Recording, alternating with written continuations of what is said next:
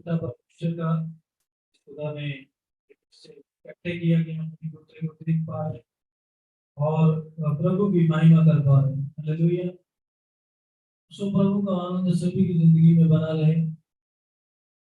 तो हमारे भाई बहन जो ऑनलाइन भी जुड़ चुके हैं हमारे साथ, उन सभी के लिए हम लोग प्रभु का धन्यवाद करते हैं। सो आइए हम लोग आप शाम के साथ प्रभु के वचन में चलेंगे। मैं रिक्वेस्ट करूंगा ब्रदर को लीड करें भजन।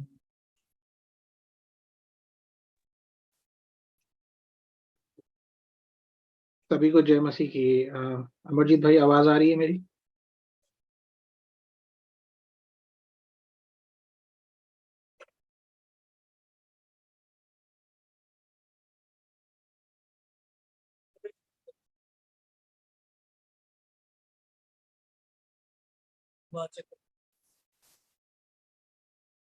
जी, आवाज मेरी सुनाई दे रही है? आप लोग सुन सकते हैं मुझे?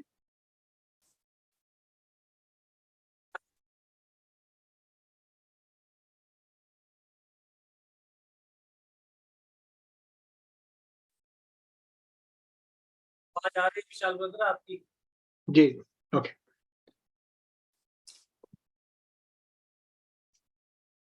तो जो मैं बांटना चाहता हूँ वो हम काफी दिनों से अपने चर्च में सुन रहे थे, तो उस पर मैं भी विचार कर रहा था। तो आज परमेश्वर ने मौका दिया है और यही वचन मेरे सामने आया है, तो मैं इसी को ही आपके साथ में बांटना चाहता हूँ जो भी समय मेरे पास है। और उम्मीद करता हूँ कि आप लोग जब इसे सुनेंगे तो इसे ग्रहण कर सकेंगे, क्योंकि एक बात जो है जिसको बोलकर मैं शुरू करूंगा, वो हम एक बार जरा लूका में आ जाए।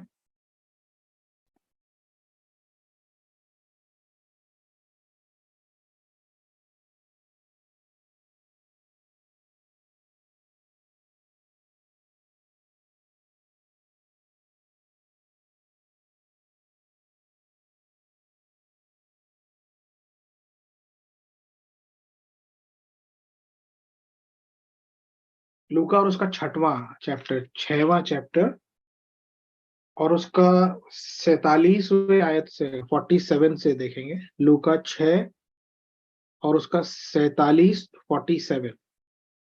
जहां पर प्रभु यीशु मसीह जो है वो अपने शिष्यों को कुछ यहाँ पर समझा रहे थे। और इसके पहले उन्होंने ये सब बताया कि दूसरों पर दोष नहीं लगाना चाहिए, और हमारे जो मन में होता है वही हमारी जबान पर आता है। ये सब बातें वहां पर उन्होंने दिखा रहे थे, और उसके बाद में जो उन्होंने बोला है उसको मैं एक बार फिर से पढ़ रहा हूँ। 47वीं आयत को पढ़ रहा हूँ, 6 लूका 6 उसका 47, यहाँ पर लिखा हुआ है, जो कोई मेरे पास आता है और मेरी बातें सुनकर उन्हें मानता है, तो मैं तुम्हें बताता हूँ कि वह किसके समान है।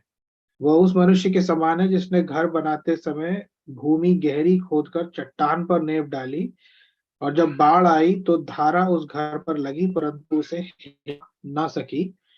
और जो आगे जो अगर हम पढ़ेंगे 49वीं आयत, वहां पर इस प्रकार लिखा हुआ है कि परंतु जो सुनकर नहीं मानता वह उस मनुष्य के समान है जिसने मिट्टी पर बिना नेव का घर बनाया, और जब उस पर धारा लगी तो वह तुरंत गिर पड़ा और गिरकर सत्यानाश हो गया।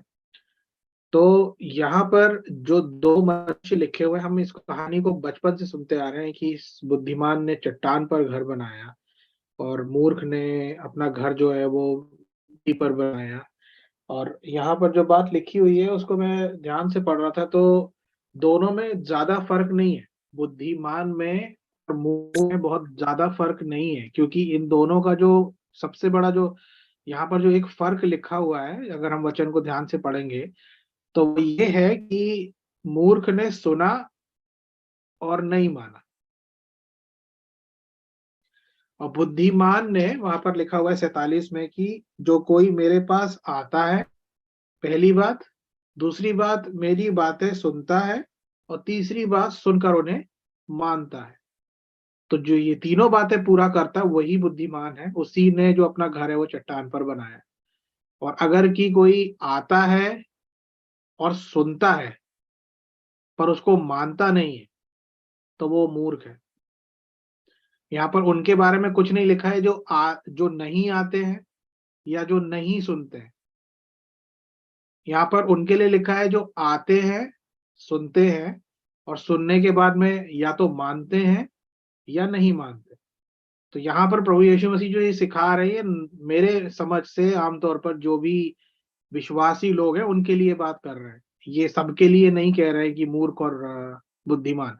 हम इसको हमेशा इस तरीके से सोचते हैं कि यीशु मसीह पर विश्वास कर लिया तो हम चट्टान पर घर बना रहे हैं, पर यहाँ पर साफ लिखा हुआ है विश्वास करने से नहीं है पूरा।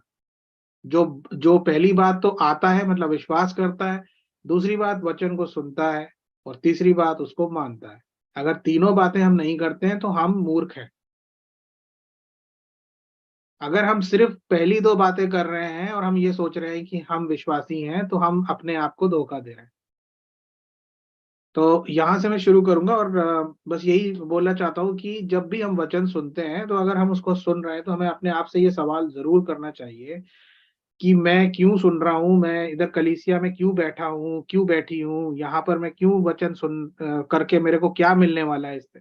पहले ये सवाल अपने आप से पूछ ले। अगर हम यहाँ पर इसलिए आए हैं कि हमको थोड़ा सा बातचीत करने को मिलेगी, हम कंपनी बनाएंगे, जैसे हमारे पास्टर बोलते हैं कि दोस्ती करने के लिए चर्च नहीं आया जाता।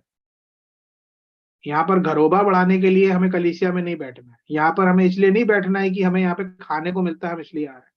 अगर हम इन सब किसी भी कारणों से आ रहे हैं, या हम ये दिखाने के लिए आ रहे हैं कि हमारे पास में कितने अच्छे कपड़े हैं, या हम ये दिखाने के लिए आ रहे हैं कि हमें वचन में से कितना ज्यादा नॉलेज है, अगर हम किसी भी ऐसे किसी कारण से अगर हम कलीसिया का हिस्सा बन रहे हैं, तो ये सारी बातें व्यर्थ हैं। क्योंकि यहाँ पर जो हमने सीखा वो यही है कि जो सुनता है और जो मानता है, तो पहली चीज तो सुनना है। यहाँ हम सुनाने नहीं आए, यहाँ पे हम सुनने आए।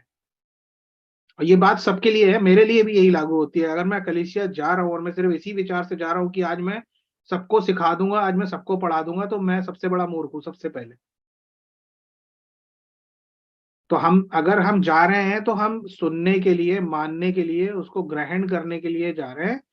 और जब हम उसको मानेंगे तभी परमेश्वर ये बोलते हैं कि हम बुद्धिमान बनेंगे और हम मनुष्य के जैसे बनेंगे जिसने अपने घर को चट्टान पर बनाया, और चट्टान पर बनाने के बाद में उस पर कितना भी तूफान आया, आंधी आई, वो घर नहीं गिरा।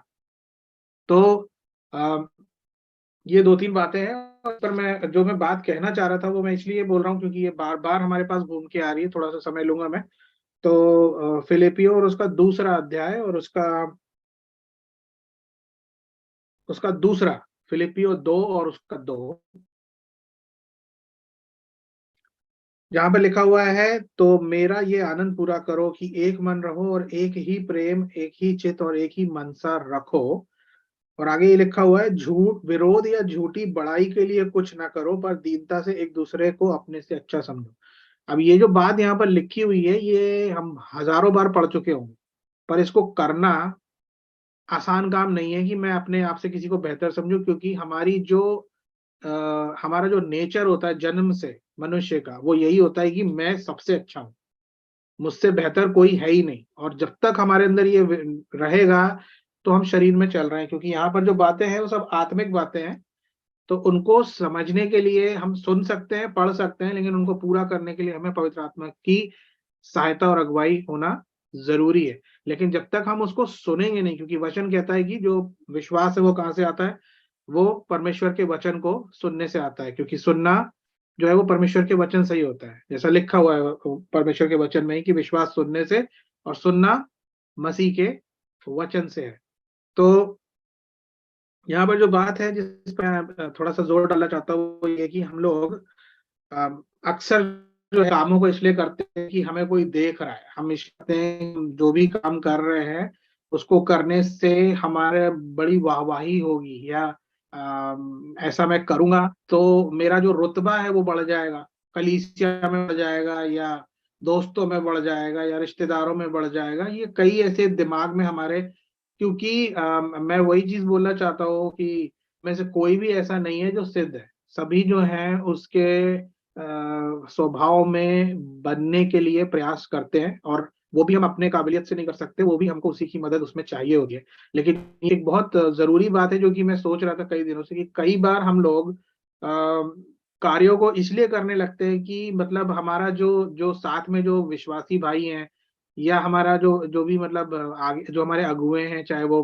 कलीसिया के पास्टर हो या जो भी हो, एल्डर्स हो या जो भी आप बोलते हैं, उनके लिए कर रहे हैं कि उनको देखेगा तो वो सोचेंगे कि ये बड़ा अच्छा है। लेकिन मैं वही चीज सोचता हूँ, अब मुझे वही समझ में आया इस वचन को पढ़कर कि हमें ये सारे कार्य, यहाँ पर साफ लिखा हुआ है कि किसी को दिखाने के लिए अपने धर्म के काम ना करें। परमेश्वर का काम इसलिए करना है कि हमें परमेश्वर से प्रेम है और परमेश्वर को हमसे प्रेम है। और जैसे कि मैं अपने पिता से अगर प्यार करता हूँ, तो मैं उनको अगर मैं एक रोटी देना चाहता हूँ, तो वो मुझे जमाने में ढिढोरा पीटने की जरूरत नहीं है कि मैंने अपने बाप के लिए रोटी दी है आज।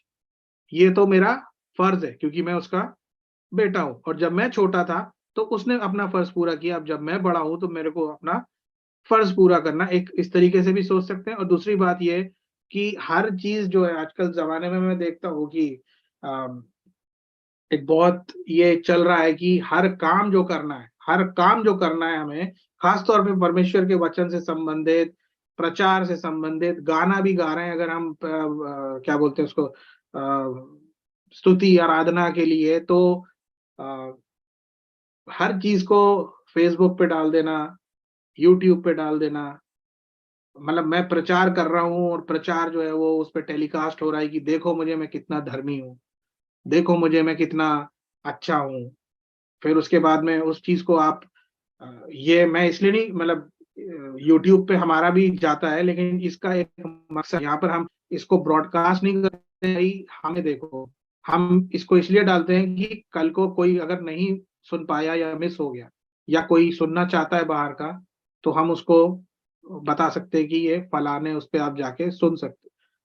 ये कारण अगर है, अगर ये मंशा है, तो वो बिल्कुल सही। पर अगर मंशा ये है कि मैं विशाल हूँ और मैं बड़ा अच्छा वचन जानता हूँ और मैं बहुत अच्छा बोलता हूँ और मैं बहुत अच्छा गाना गाता हूँ और मैं बहुत अच्छा बाजा बजाता हूँ, अगर मैं इस मंशा से अपना कुछ भी डाल रहा हूँ, तो ये सब व्यर्थ है। मैं वही है कि मैं अपने आप को खुद ही मूर्ख बना रहा हूँ और खुद ही ताली बजा रहा हूँ। तो इसलिए मैं यही चीज बोलना चाहता हूँ कि जब भी हम कुछ भी काम करें, उसको किसी की बड़ाई के लिए ना करें, किसी की झूठी बड़ाई। क्योंकि क्या है, सबसे बड़ी बात यही होती है कि हम, अगर हम परमेश्वर के कार्यों को करते हैं, तो हमें उसको इसी मन से करना चाहिए कि प्रभु हमको उसका लेखा देगा। और अगर हम इस बात को बोलेंगे तो सोचेंगे, तो हमें किसी और को ना तो बताने की जरूरत है, ना किसी के आगे इसको गाने की जरूरत है। खुदा देख रहा है। और अगर हम दूसरा मनुष्य की तारीफों को लेना चाहते हैं, तो परमेश्वर फिर हमें उसका कोई इनाम, कोई उसका प्रतिफल जो है वो नहीं देगा। क्योंकि वो यही बोलेगा कि तो इसका प्रतिफल तो तुम्हें मिल चुका है, जैसा हमने मत्ती में पढ़ा हुआ है, मत्ती और उसके 5वें अध्याय में, कि मनुष्यों को दिखाने के लिए अपने धार्मिकता के कार्यों को ना करो। और एक चीज और जो यहाँ पर है वो ये है कि अपने ही हित की नहीं, वरन दूसरों के हित की भी चिंता करो, जो कि बहुत जरूरी। और यहाँ पर आगे जो आयत लिखी हुई है, अगर हम उसको पढ़ेंगे तो ये सारा सार यही है। जो अगली आयत है वो ये कह रही है कि जैसा मसीह यीशु का स्वभाव था, वैसा ही तुम्हारा स्वभाव हो। तो मसीह यीशु का यही स्वभाव था कि वो अपना हित नहीं देखता था, वो दूसरों का हित देखता था। वो अपने को किसी से बड़ा नहीं समझता था। वो कोई भी कार्य ऐसा नहीं करता था जिसको करके उसको किसी बात का क्या बोलते हैं कि उसको हाईलाइट मिले, उसको उसको पब्लिक वो मिले, रिकॉग्निशन मिले, उसको लोग पहचाने। अगर ऐसा होता तो जब वो रोटियां खिला रहा था, तो लोगों ने उसी समय उसके पीछे दौड़ के बोला था कि चल हम तुझे अपना राजा बना देते हैं। उसको कंधे पे उठाने के लिए राजी थे। वो उस समय उनसे भीड़ से अलग चला गया, दूर हो गया, क्योंकि उसका मकसद वहां पे राजा बनना और तारीफें बटोरना और ढिंढोरे पीटना नहीं था। उसका मकसद ये था कि आज आप और हम बैठ के यहाँ पे इन बातों को कर पाए। ये हो पाया कि उसने काम नहीं किया। नहीं तो शैतान ने भी उसको बोला था कि एक बार बस झुक के घुटने मुझसे बोल दे, सारी दुनिया तेरी। तो वो इसीलिए उसका नाम सब नामों में सबसे ऊंचा नाम है, कि उसने उस समय में जो बात आज हमारे सामने आती है, हमें लगता है बहुत बड़ी बात है, कि अगर कोई हमें बोले दुनिया का सारा राज तुम्हें दे देंगे या ये दे देंगे वो दे देंगे, तो वो उनके लिए भी रही होगी वो बड़ी बात। ऐसा नहीं है कि वो परमेश्वर का पुत्र था तो उसके मन में ये सब बातें नहीं आई। जब वो शरीर में था तो ये सारी बातें उसके सामने होंगी, पर उन बातों को उसने किस तरीके से किस समझ से और कैसे आत्मा की अगुवाई से उनको फेस किया होगा, हमको यही सीखने की जरूरत है। इसीलिए ये वचन हमारे सामने है। तो परमेश्वर आप सबों को इन वचनों के द्वारा आशीष दे। तो थैंक यू ब्रदर विशाल। तो जिद्दां ब्रदर विशाल ने दस्सिया है कि देखो किन्ने गल्लां है कि पहला तो साडा आना जरूरी है, दूजा साडा सुनना जरूरी है, तीजा साडा मनना जरूरी है। हालेलुया। कि जेड़ा बंदा इन्हां गल्लां नूं सुनदा ते पिया आ पर इन्हां वचनां नूं मनदा नहीं पिया, बाणी कहंदी है कि मूर्ख वा। हालेलुया। आई जांदा पिया आ, सुनी जांदा पिया आ, पर अपने आप दे विच सुधार नहीं करना, अपने आप को बदलना नहीं चाहता, अपने आप को प्रभु यीशु मसीह के सुभाव दे विच नहीं लेके जाना चाहता। बाणी दसदी आ ओदा आना, ओदा गाना, ओदा प्रचार करना, ओदा कोई भी सेवा करना वो प्यार। क्यों? क्योंकि वो आंदा आ, सुनदा आ ते चला जाता, पर तीजी गल नहीं करता। फिर तीजी गल यह है कि वो मनदा नहीं। हालेलुया। तो जो ब्रदर ने दस्सिया उन्होंने यही दस्सिया, इस गल का यही निचोड़ आ जो तुसीं सुणदे पए आ, ਉਹਨੂੰ देखो कि मैं ते ਇੱਥੇ आया आ, मैं की लेके चलना, क्यों आया है, की मेरा मकसद आउण दा। की सिर्फ ਇੱਥੇ बैठण ਦਾ ही मकसद वा, एक दूजे ਨੂੰ मिल के जाना ही है बस, एक दूजे ਨੂੰ जय मसीह कह के मुड़ना ही है।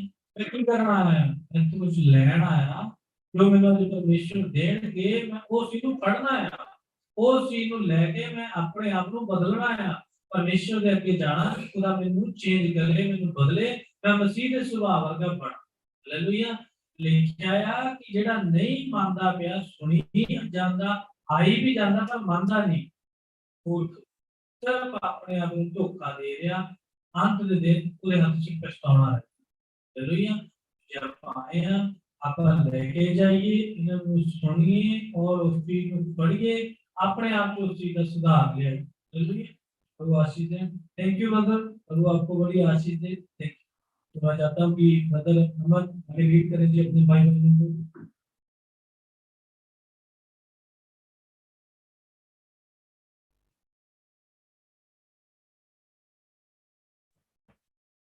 हाँ जी, सबको जय मसीह की। परमेश्वर का धन्यवाद करते हैं, एक बार फिर खुदा ने हम सबको इस जूम माध्यम के द्वारा एक दूसरे के रूबरू होने का मौका दिया। परमेश्वर के नाम को महिमा मिले। तो खुदा का धन्यवाद करते हैं जो कि परमेश्वर का वचन जो प्रतिदिन हमें उसके ऊपर निर्भर होना सिखाता है कि हम प्रतिदिन उसके स्वभाव के अंदर आ पाएं, प्रतिदिन पवित्र आत्मा की अगवाही में चल पाएं। हमारा जो मकसद है, जो हमारा लक्ष्य है, वह यही है कि हम प्रतिदिन पवित्र आत्मा की अगवाही में उसके स्वरूप में दिन प्रतिदिन बदलते जाएं। तो परमेश्वर के नाम को महिमा मिले। जो भी हमने वचन को सुना है अभी, तो परमेश्वर भाई विशाल को ब्लेस करे और भी ज़्यादा यूज़ करे। तो आओ हम सब खुदा के वचन में चलते हैं। तो बहुत ज़रूरी है, जैसे मैंने अभी कहा कि बहुत ज़रूरी है कि पवित्र आत्मा की अगवाही में चलना, प्रतिदिन, एक दिन नहीं, प्रतिदिन पवित्र आत्मा की अगवाही में चलना। तो अगर हम पहले कुरिन्थियों में जब आते हैं, तो पहला कुरिन्थियों में निकालेंगे, वहां पर 11 चैप्टर,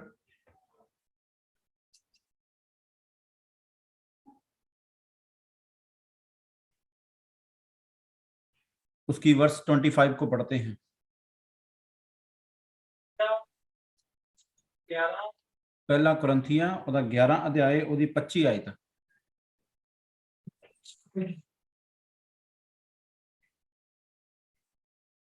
इसे तरह उसने भोजन खान दे पिछों प्याला भी लिया ਅਤੇ ਕਿਹਾ, जो ਇਹ प्याला मेरे लहू विच नवा नियम है, जद कदे तुसी इस नु ਇਹਨੂੰ पीओ ਤਾਂ मेरी यादगारी ਲਈ ਇਹ करिया।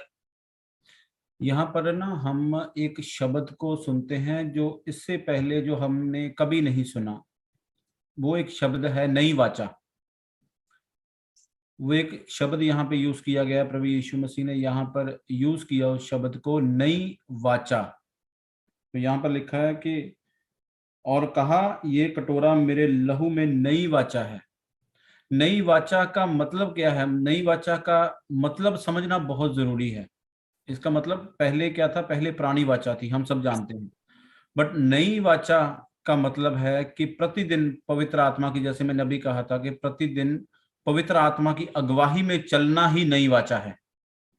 जब हम नई वाचा, नए नियम की बात करते हैं तो परमेश्वर का वचन प्रतिदिन पवित्र आत्मा के द्वारा हम पर जाहिर करता है कि प्रतिदिन हम उसकी इच्छा के अनुसार और पवित्र आत्मा की अगुवाई में प्रतिदिन चलते जाएं और उसके स्वभाव में प्रतिदिन बढ़ते जाएं और अपने आप को बदलते जाएं।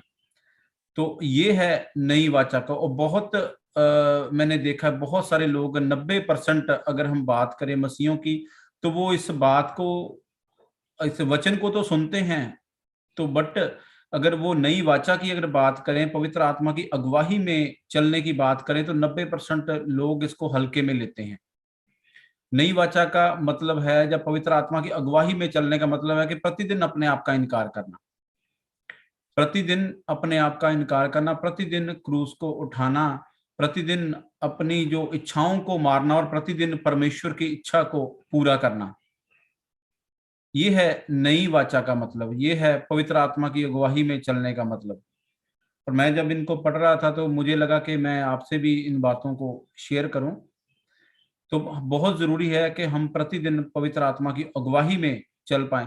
अगर हम नहीं चलते तो ये ऐसे है जैसे हम जीवित तो हैं बट हमें पता नहीं है कि चलना कैसे। जैसे कुछ बच्चे लगा लो, छोटे बच्चे होते हैं, जैसे नए जन्मे हैं, या 2 साल के बच्चे हैं, 3 साल के बच्चे हैं, जहाँ 1 साल का बच्चा है, या 6 महीने का बच्चा है, वो जीवित तो है, बस उसे पता नहीं है कि चलना कैसे है। हम उसे सिखाते हैं बट उसे नए जन्मे बच्चे को पता नहीं है। अगर हमारा खुद का बच्चा ऐसा हो कि हमें अभी 10 साल हो गए हों, 15 साल हो गए हों, 20 साल हो गए हों, तो अभी भी वो चल नहीं पा रहा है, अभी वो गिरता ही है, बैठा ही है, तो हमें कैसे लगेगा? एक आप अपने मन में सोच के देखिए, अगर हमारा 20 साल का बच्चा, 25 साल का बच्चा है, एक बात सोच के देखो कि अगर वो चल नहीं पा रहा है और चलता है तो गिर जाता है, प्रतिदिन गिर रहा है, प्रतिदिन गिर रहा है, प्रतिदिन गिर रहा है, तो हमें कैसे लगेगा? तो अगर हमें उस चीज को बुरा लगता है, हमें उस सोच कर भी, उस बात को सोच कर भी, अगर युवी आज अच्छा खेलता है, भागता है, तो मैं कभी नहीं चाहूंगा कि वो बैठे, वो गिरे। मैं हमेशा यही चाहूंगा कि वो आगे बढ़ता जाए, आगे बढ़ता जाए, आगे बढ़ता जाए। तो अगर मैं नहीं चाहता तो परमेश्वर कैसे चाहता है? तो जैसे अगर मेरे को उस बात का बुरा लगता है, तो ऐसे खुदा को भी लगता है कि जब हम बार बार बार बार बार बार हम लोग गिरते हैं, बार बार गिरते हैं। तो इसीलिए बहुत जरूरी है, जैसे अभी भाई विशाल ने भी समझाया है, वचन का हमारा मतलब कहने का मतलब, मकसद ही यही है कि हम प्रतिदिन पवित्र आत्मा की अगुवाई में चले और नई वाचा का मतलब को समझे कि नई वाचा है क्या। इसको हल्के में मत लें कि नई वाचा, चलो ठीक है हमने बपतिस्मा ले लिया, जैसे भाई विशाल ने बोला कि विश्वास कर लिया, ठीक है अभी हमने चट्टान पर घर बना लिया है, बस विश्वास कर लिए, चर्च में आ रहे हैं, चट्टान पे घर बना हुआ है हमारा। ये मकसद नहीं है, ये एक शुरुआत है, विश्वास एक शुरुआत है, स्टेप बाय स्टेप हमें आगे बढ़ना है। और नई वाचा का मतलब को समझे। और मैं एक दूसरे हम वचन में आएंगे, आप मेरे साथ निकालिए। हम लोग आएंगे पहला यूहन्ना,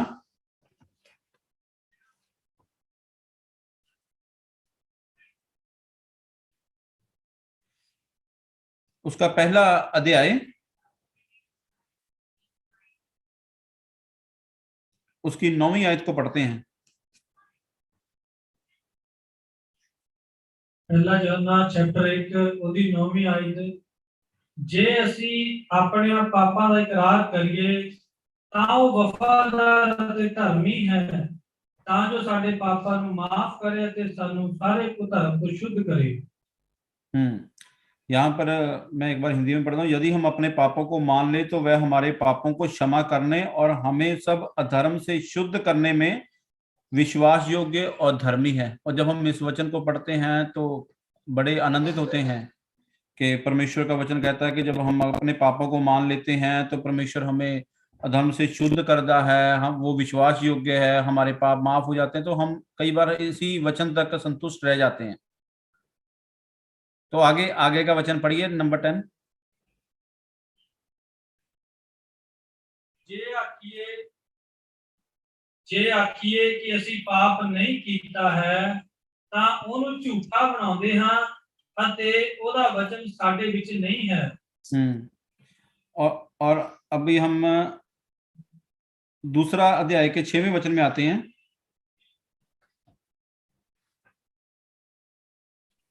पहला यूहन्ना चैप्टर 2 ਉਹਦੀ 6ਵੀਂ ਆਇਤ, ਉਹ ਜਿਹੜਾ ਆਖਦਾ ਹੈ ਕਿ ਮੈਂ ਉਸ ਵਿੱਚ ਕਾਇਮ ਰਹਿੰਦਾ ਹਾਂ ਤਾਂ ਚਾਹੀਦਾ ਹੈ कि जिमें यीशु चलदा थी वो आप भी चले।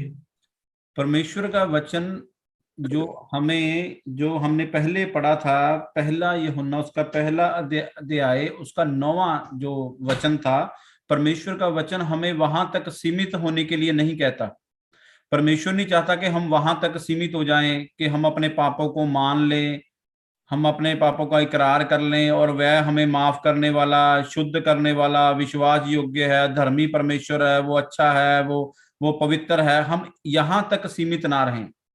कई बार हम यहाँ तक सीमित होते हैं और बार बार गिरते रहते हैं। जब हमें भाइयों के द्वारा समझाया जाता है, सिखाया जाता है, पवित्र आत्मा के द्वारा, वचन के द्वारा जब हम सिखाया जाता है, तो हम क्या करते हैं, बार बार वो वही उदाहरण, मैं आपको वही बच्चों की उदाहरण बता रहा हूँ कि जो बच्चे जीवित तो हैं बट चलना नहीं जानते, कैसे चलना है।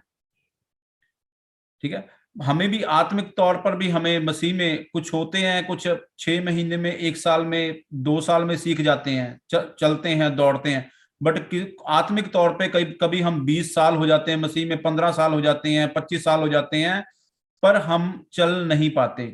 हम डिपेंड हो जाते हैं लोगों के ऊपर। कोई आकर हमारे ऊपर हाथ रखे, कोई आकर प्रार्थना करे, कोई आके हमें हमारी बांह से उठाए, हमें चलना सिखाए, कोई आके हमें व्हील चेयर दे, भी भाई इधर बैठ जा। कई बार होता है ना, वो प्रॉस्पेरिटी प्रीचर होते हैं, जब हमें वो ब्लेसिंग देते हैं, वो व्हील चेयर की तरह है, अभी बैठ जा, मैं तेरे को लेके जाता हूँ।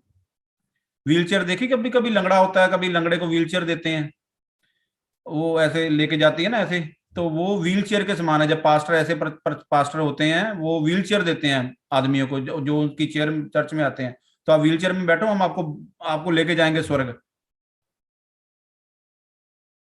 तो व्हील चेयर मत पकड़ो। परमेश्वर का वचन कहता है कि हम खड़े हों और आगे बढ़े। खुदा का वचन यही कहता है कि हम उसके स्वरूप में बने, उसकी इच्छा को पूरा करें, प्रतिदिन उसके स्वभाव में बदलते जाएं। परमेश्वर ये नहीं कहता कि हम शॉर्टकट अपनाएं, कि हम ऐसे वैसे भागते फिरें, कभी ऑयल की तरफ, कभी चर्च, कभी बड़ा पास्टर की तरफ, बड़े भविष्यवक्ता की तरफ, बड़े अपोस्टल की तरफ, ऐसे शॉर्टकट मत अपनाओ। परमेश्वर चाहता कि हम उसके स्वभाव में आए, उसके स्वरूप में बदलते जाएं। वो आप ये नहीं है कि आप बड़ी चर्च में जाओगे, जहां पर भी होंगे, जहां पर 2 या 3 भी होंगे खुदा के नाम में, जहां पर एक मन एक चित्त होकर जहां पे बैठेंगे, वहां पर खुदा आपके साथ है, वहां पर परमेश्वर आपको सिखाएगा, वहां पर खुदा प्रतिदिन आपको उसके स्वरूप में बदलना सिखाएगा। तो परमेश्वर का वचन क्या कहता है, 9 अध्याय यहां तक, 9 जो वचन था वहां तक सीमित नहीं होना। परमेश्वर चाहता है कि हम पहला यूहन्ना 2:6 में जाएं। दोबारा पढ़ दीजिए अब 2:6। वो जेड़ा आखदा है कि मैं उस विच कायम रहंदा हां तां चाहीदा है कि जिवें यीशु चलदा सी वो आप भी चले। परमेश्वर का वचन यहाँ पे कहता है कि वह जो कहता है कि मैं उसमें बना रहता हूं। अगर हम कहते हैं कि हम उसमें बने हैं, अगर हम कहते हैं कि हम विश्वास करते हैं, अगर हम कहते हैं कि हमने बपतिस्मा लिया है, हम चर्च में आते हैं, अगर हम सब चीजों का इकरार करते हैं और अंगीकार करते हैं कि हम मसीह में हैं, तो परमेश्वर का वचन एक ही आज्ञा को देता है कि अब उसमें से निकल, और आगे कहता है कि उसे चाहिए कि आप भी वैसा ही चले जैसे वह चलता था। परमेश्वर का वचन यहाँ पर एक ही आज्ञा को दे रहा है। वो नहीं कहता कि हम लोग प्रीचर बने, हम लोग प्रचारक बने, हम लोग हीलिंग मिनिस्ट्री करें, हम लोग बड़ी बड़ी सभाएं लगाएं, हम लोग ये करें वो करें। वो ये नहीं चाहता। वो एक ही काम को चाहता है कि वैसा चलो जैसे वह चलता था। अब मेरे जीवन में प्रभु की एक ही इच्छा है कि मैं वैसा चलूं जैसे वह चलता था। आपके जीवन में प्रभु की यही इच्छा है कि आप वैसा चलो जैसे वो चलता था। आप सबके जीवन में, मेरे जीवन में, आप सबके जीवन में बहनें बैठी हैं, भाई बैठे हैं, बुजुर्ग बैठे हुए हैं। हमारे सबके जीवन में परमेश्वर की एक ही इच्छा है कि हम वैसे चलें जैसे वह चलता था।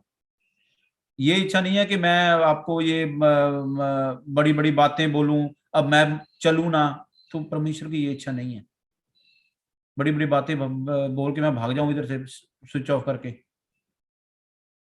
हैं? तो ये इच्छा नहीं है प्रभु की। प्रभु की इच्छा यही है कि बेटा अमन वैसा चल जैसे मैं चलता हूँ। मैं इस पृथ्वी पर चला था और हमारे सामने वो एग्जाम्पल है प्रभु यीशु मसीह, तो हमें वैसे ही चलना है प्रतिदिन। और प्रभु की इच्छा क्या थी, मतलब कहने का मतलब प्रभु की इच्छा क्या थी जब प्रभु इस पृथ्वी पर आए? प्रभु क्यों आए थे इस पृथ्वी पर? उसका आना क्यों हुआ था? और सब लोग बोलेंगे कि वो हमारे पापों के लिए आए हैं, हमारे पापों को माफ करने के लिए आए हैं। ज्यादातर लोग ये कहते, मैं ये नहीं बोल रहा हूँ कि वो नहीं आए हैं, आए हैं। ये अधूरा है, ये पूरा नहीं, सच पूरा सच नहीं है, ये अधूरा है, ये पूरी बात नहीं है। वो इस पृथ्वी पर हमारे केवल पाप को माफ करने के लिए नहीं आए। यूहन्ना 6:38 निकालें।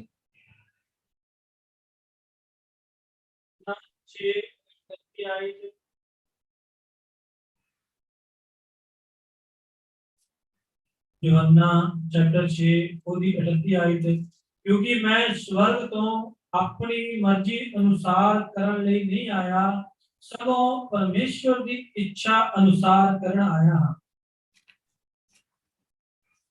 एक मिनट में निकाल लूं।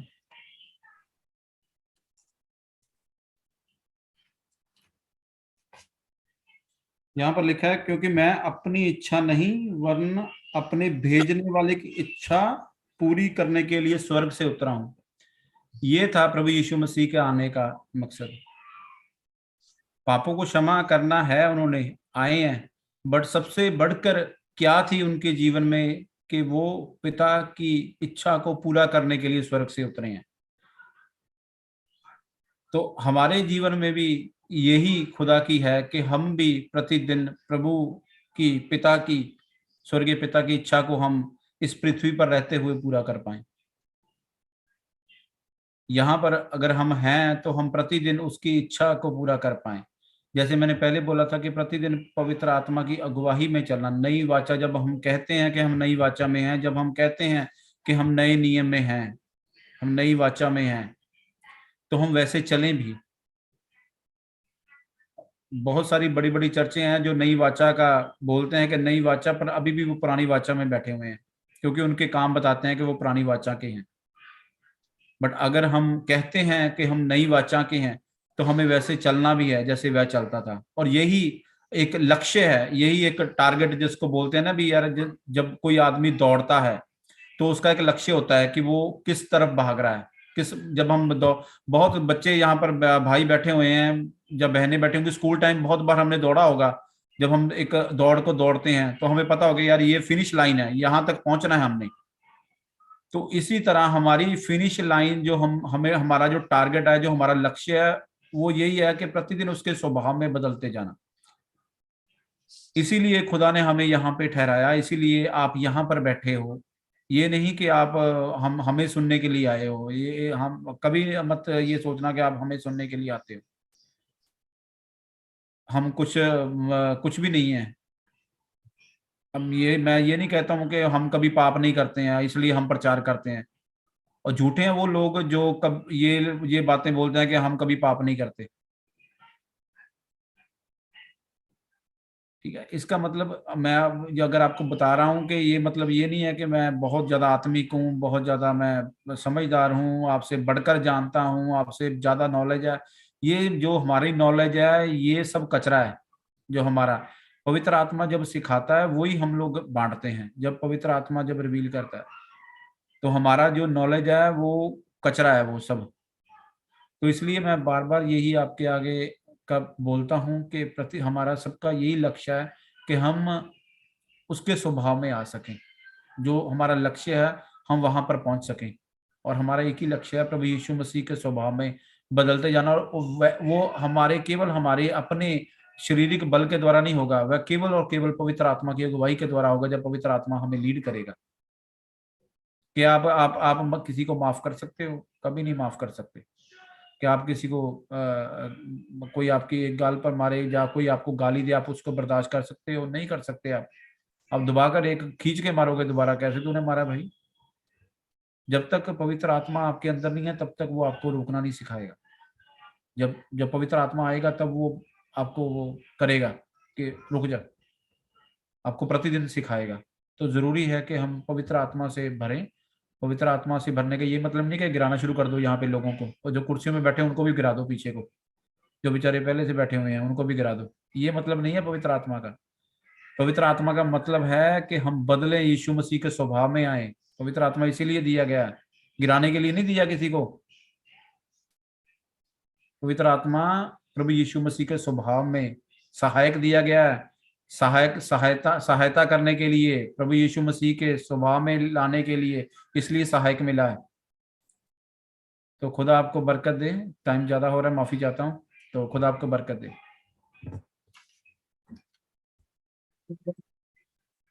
वाशिंगटन तो जिद्दां अमन भाजी उन्होंने दस्या है कि बाणी दस दिया भी ये नहीं भी हर समय भी गलती करी चलो माफी मंगी चलो, गलती करी चलो माफी मंगी चलो। ते ਇਹਦਾ ਮਤਲਬ ਇਹ ਨਹੀਂ ਵੀ ਖੁਦਾ ਸਾਡੇ ਸੋਚਦੇ ਵੀ ਪਰਮੇਸ਼ਰ ਸਿਰਫ ਤੁਹਾਨੂੰ ਮਾਫ ਕਰਨ ਦੇ ਲਈ ਆਇਆ, ਪਾਪਾਂ ਤੋਂ क्षमा ਕਰਨ ਲਈ ਆਇਆ, ਸਾਡੀਆਂ ਗਲਤੀਆਂ ਨੂੰ ਮਾਫ ਕਰਨ ਦੇ ਲਈ ਆਇਆ। ਇਹਦਾ ਮਤਲਬ ਇਹ ਨਹੀਂ ਵੀ ਆਪਣੀ ਮਰਜ਼ੀ ਹੁਣ ਕਰੀ ਚੱਲੋ। ਹਾਲੇਲੂਇਆ। ਖੁਦਾ ਸਾਨੂੰ ਇਸ ਕਰਕੇ ਖੁਦਾ ਸਾਡੇ ਲਈ ਆਇਆ, ਸਾਨੂੰ ਦੱਸ ਸਕੇ ਕਿ ਅਸੀਂ ਕਿੱਦਾਂ ਜੀਣਾ ਆ। ਜਿੱਦਾਂ ਉਹ ਕਹਿੰਦਾ ਮੈਂ ਪਿਤਾ ਦੀ ਇੱਛਾ ਦੇ ਉੱਤੇ ਚੱਲ ਕੇ ਗਿਆ, ਪਿਤਾ ਦੀ ਮਰਜ਼ੀ ਦੇ ਅਨੁਸਾਰ ਰਿਹਾ ਆ, ਪਿਤਾ ਦੀ ਮਰਜ਼ੀ ਦੇ ਅਨੁਸਾਰ ਚੱਲਿਆ ਆ, ਤੁਸੀਂ ਵੀ ਇਦਾਂ ਦੇ। ਹਾਲੇਲੂਇਆ। ਤੁਸੀਂ ਵੀ ਮੇਰੇ ਵਰਗੇ ਬਣੋ, ਜਿੱਦਾਂ ਮੈਂ ਪਰਮੇਸ਼ਰ ਦੀ ਇੱਛਾ ਨੂੰ ਪੂਰਾ ਕੀਤਾ, ਤੁਸੀਂ ਵੀ ਪਰਮੇਸ਼ਰ ਦੀ ਇੱਛਾ ਨੂੰ ਪੂਰਾ ਕਰੋ। ਤੁਸੀਂ ਵੀ ਹੌਲੀ ਹੌਲੀ ਆਪਣੇ ਵਿੱਚ ਬਦਲਾਅ ਲਿਆਵੋ, ਪ੍ਰਭੂ ਦੇ ਕੋਲੋਂ ਪਵਿੱਤਰ ਆਤਮਾ ਨੂੰ ਮੰਗੋ। ਉਹ ਆਤਮਾ ਹੀ ਆ, ਪ੍ਰਭੂ ਦਾ ਰੂਹ ਆ, ਜਿਹੜਾ ਤੁਹਾਨੂੰ ਪਰਮੇਸ਼ਰ ਦੇ ਵਰਗੇ ਬਣਾ ਸਕਦਾ, ਜਿਹੜਾ ਸਾਨੂੰ ਪ੍ਰਭੂ ਯੀਸ਼ੂ ਮਸੀਹ ਦੇ ਵਰਗੇ ਬਣਾ ਸਕਦਾ ਹੈ। ਹਾਲੇਲੂਇਆ। ਅਦਰਵਾਈਜ਼ ਜਿਹੜੇ ਸਾਡੇ ਅੰਦਰ ਕਮੀਆਂ ਆ, ਸਾਡੇ ਅੰਦਰ ਬੁਰਾਈਆਂ ਆ, ਉਹ ਐਸੇ ਤਰ੍ਹਾਂ ਬਣੀਆਂ ਰਹਿਣੀਆਂ ਆ ਜਦ ਤੱਕ ਅਸੀਂ ਪਰਮੇਸ਼ਰ ਦੇ ਅੱਗੇ ਨਹੀਂ ਜਾਂਦੇ, ਉਸ ਪਰਮੇਸ਼ਰ ਨੂੰ ਨਹੀਂ ਕਹਿੰਦੇ ਸਾਨੂੰ ਆਪਣੀ ਆਤਮਾ ਦੇ ਨਾਲ ਭਰੋ। ਜਦ ਤੱਕ ਅਸੀਂ ਪ੍ਰਭੂ ਨੂੰ ਨਹੀਂ ਭਰਨ ਨੂੰ ਕਹਿੰਦੇ, ਉਨਾ ਚਿਰ ਅਸੀਂ ਏਦਾਂ ਹੀ ਰਹਿਣਾ। ਲੜਾਈਆਂ ਵੀ ਰਹਿਣੀਆਂ, ਗੁੱਸੇ ਵੀ ਰਹਿਣੇ ਆ, ਸਾਡੇ ਤੋਂ ਗਾਲਾਂ ਵੀ ਨਿਕਲੀ ਜਾਣੀਆਂ, ਪਾਪ ਵੀ ਰਹਿਣੇ, ਅਸੀਂ ਬਾਰ-ਬਾਰ ਗੰਦੇ ਕੰਮ ਕਰੀ ਜਾਣੇ, ਮਾਫੀ ਮੰਗੀ ਜਾਣੀ, ਇਹ ਚੱਲਦਾ ਹੀ ਰਹਿਣਾ। ਕਿਉਂ? ਜਦ ਤੱਕ ਅਸੀਂ ਪਿਤਾ ਨੂੰ ਨਹੀਂ ਕਹਿੰਦੇ ਕਿ ਸਾਨੂੰ ਆਪਣੀ ਰੂਹ ਨਾਲ ਭਰ, ਸਾਨੂੰ ਆਪਣੀ ਆਤਮਾ ਨਾਲ ਭਰ।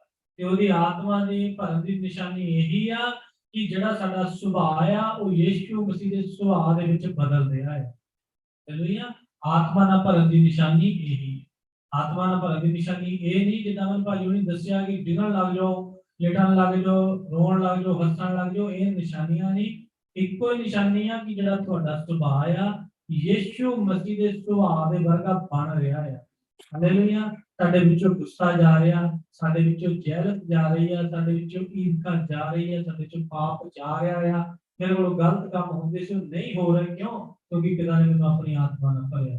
ਉਹਨੂੰ ਹੀ ਭਰੂੰਗਾ ਜਿਹੜਾ ਪਿਤਾ ਦੇ ਕੋਲ ਜਾਊਂਗਾ, ਉਹਦੇ ਕੋਲ ਪ੍ਰਾਰਥਨਾ ਕਰੂੰਗਾ, ਉਹਦੇ ਨਾਲ ਸੰਗਤੀ ਕਰੂੰਗਾ, ਉਹਦੇ ਨਾਲ ਸਮਾਂ ਕੱਢੂੰਗਾ। ਪਿਤਾ ਉੱਤੇ ਹੈ।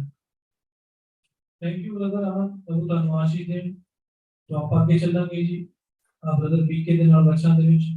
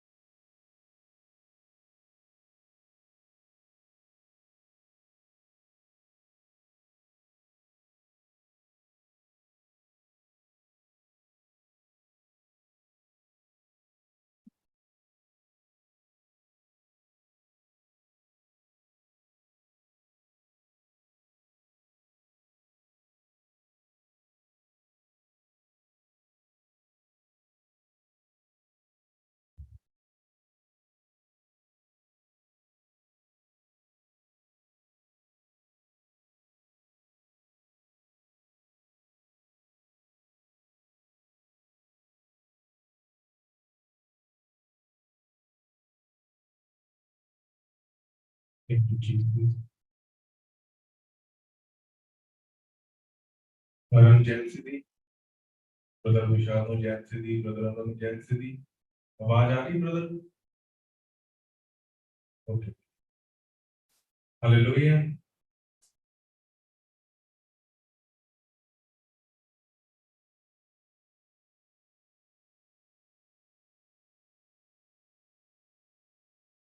ठीक ਆਪਾਂ ਵਚਨ ਦੇ ਵਿੱਚ ਚੱਲਾਂਗੇ।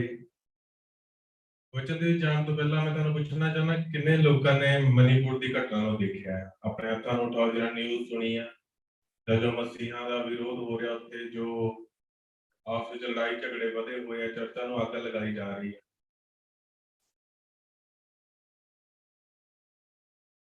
ਤੁਹਾਨੂੰ ਪਤਾ ਵਚਨ ਦੇ ਵਿੱਚ ਲਿਖਿਆ ਹੈ ਕਿ ਖੁਦਾ ਨੇ ਕਿ ਅੰਤ ਦੇ ਦਿਨਾਂ ਵਿੱਚ ਕੀ ਹੋਵੇਗਾ? ਲੜਾਈ ਝਗੜੇ ਹੋਣਗੇ, ਲੜਾਈ ਝਗੜੇ ਦੀਆਂ ਚਰਚਾਵਾਂ ਹੋਣਗੀਆਂ। ਪਰ ਖੁਦਾ ਨੇ ਸਾਨੂੰ ਇੱਕ ਚੀਜ਼ ਦੇ ਵਿੱਚ ਅਲਰਟ ਹੋਣ ਦੇ ਲਈ ਕਿਹਾ ਹੈ। ਆਪਾਂ ਵਚਨ ਦੇ ਵਿੱਚ ਚੱਲਾਂਗੇ।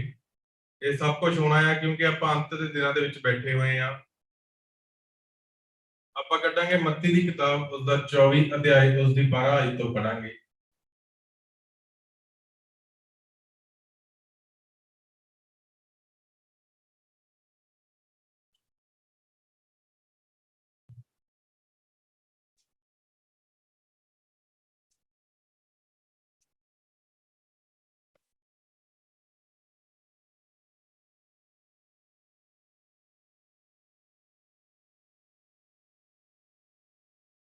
ਧਰਮ ਦੇ ਵਧਣ ਕਾਰਨ ਬਹੁਤਿਆਂ ਦੀ ਪ੍ਰੀਤ ਠੰਡੀ ਹੋ ਜਾਵੇਗੀ, ਪਰ ਜਿਹੜਾ ਅੰਤ ਤੱਕ ਸਹਿਣ ਕਰੇਗਾ ਉਹੀ ਬਚਾਇਆ ਜਾਵੇਗਾ। 14 ਆਇਤ ਵੀ ਪੜ੍ਹ ਦਵਾਂਗੇ। ਅਤੇ ਰਾਜ ਦੀ ਇਸ ਖੁਸ਼ਖਬਰੀ ਦਾ ਪ੍ਰਚਾਰ ਸਾਰੀ ਦੁਨੀਆ ਵਿੱਚ ਕੀਤਾ ਜਾਵੇਗਾ, ਜੋ ਸਭ ਕੌਮਾਂ ਉੱਤੇ ਗਵਾਹੀ ਹੋਵੇ, ਤਦ ਅੰਤ ਆ ਜਾਵੇਗਾ। ਹਾਲੇਲੂਇਆ।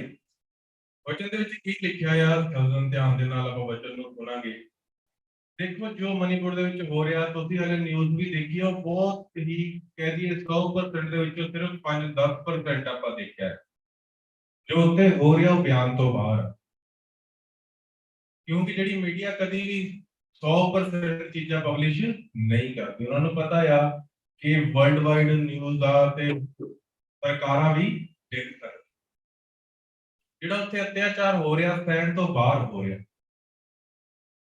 ਸ਼ਰੇਆਮ ਮਾਰੀ ਜਾ ਰਹੇ ਆ ਲੋਕ, ਗੋਲੀਆਂ ਨਾਲ ਭੁੰਨੀ ਜਾ ਰਹੇ ਆ ਲੋਕਾਂ ਨੂੰ, ਜਿੱਦਾਂ ਜਾਨਵਰਾਂ ਨੂੰ ਮਾਰਿਆ ਜਾਂਦਾ।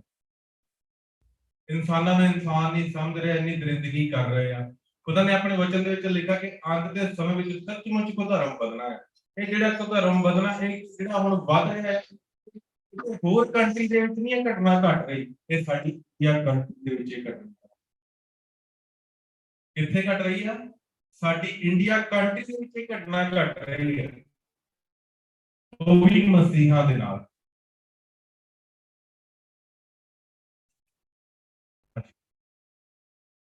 तो जो ये घटना घट रही है हमारे इंडिया में घट रही है, और हमने देखना है कि सचमुच परमेश्वर का वचन पूरा हो रहा है। कि जहां हम रह रहे हैं हमारे आसपास भी ऐसा माहौल शुरू ना हो जाए। और वचन में लिखा है पाप के बढ़ने के कारण बहुत लोगों का प्रेम ठंडा हो जाए।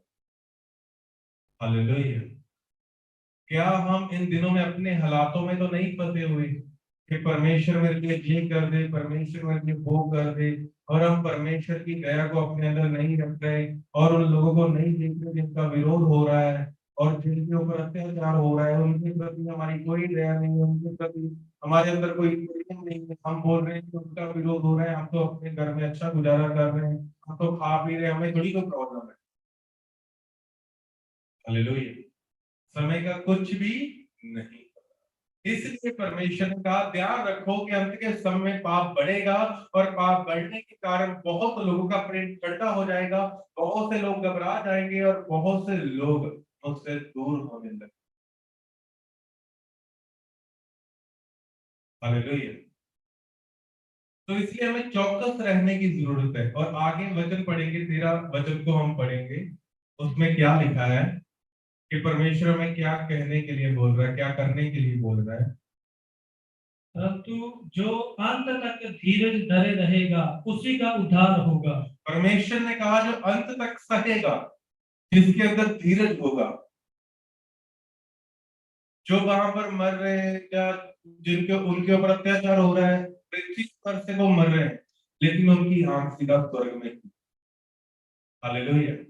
क्योंकि वो परमेश्वर में अपनी कुर्बानी को दे रहे, उनकी कुर्बानी व्यर्थ नहीं जाएगी। वो परमेश्वर के लिए तैयार है, लेकिन हम उनके लिए क्या करें?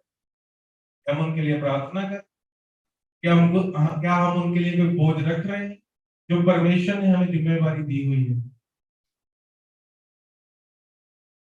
जब भी कलीसिया के ऊपर स्ताव होता था तो कलीसिया क्या करती थी? एक दूसरे के लिए प्रार्थना करती। अगर प्रभु के दासों को मारा जाता था, पीटा जाता था, वो क्या करते थे? प्रार्थना करते थे कि परमेश्वर अपना अनुग्रह। तो इसलिए मैं आपको बताना चाहता हूं, जो भी ये माहौल है, हमारी जिम्मेवारी बनती है कि हम उन लोगों के लिए प्रार्थना करें।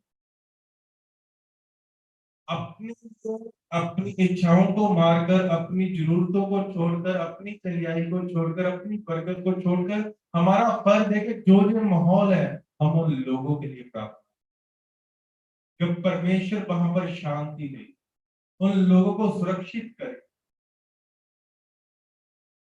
हालेलुया। बाइबल में लिखा है, धर्मी जन की प्रार्थना के द्वारा बहुत कुछ हो सकता है। परमेश्वर आपकी और मेरी प्रार्थना के द्वारा बहुत कुछ कर सकता है। इसीलिए मैं आपको बताना चाहता हूं कि जो ये पाप बढ़ रहा है ये और बढ़ेगा। ये तो शुरुआत है, ये तो शुरुआत है। आगे आगे और भी घटनाएं होंगी, और भी पाप बढ़ेगा। परमेश्वर ने कहा है कि तुम भी चौकस रहो कि तुम्हारा प्रेम भी ठंडा ना पड़े और तुम दूसरों के लिए भी प्रार्थना, तुम्हारा विश्वास भी ठंडा ना हो इन हालातों को देखकर। तुम विश्वास में बने रहो और दूसरों के लिए भी प्रार्थना। हमने यही प्रार्थना करनी है कि परमेश्वर उन लोगों को सहने के लिए, उन लोगों को खड़े रहने के लिए अनुग्रह दे। स्वर्ग जाना, हम सभी लोग स्वर्ग जा रहे हैं, लेकिन स्वर्ग जाना आसान बात नहीं है।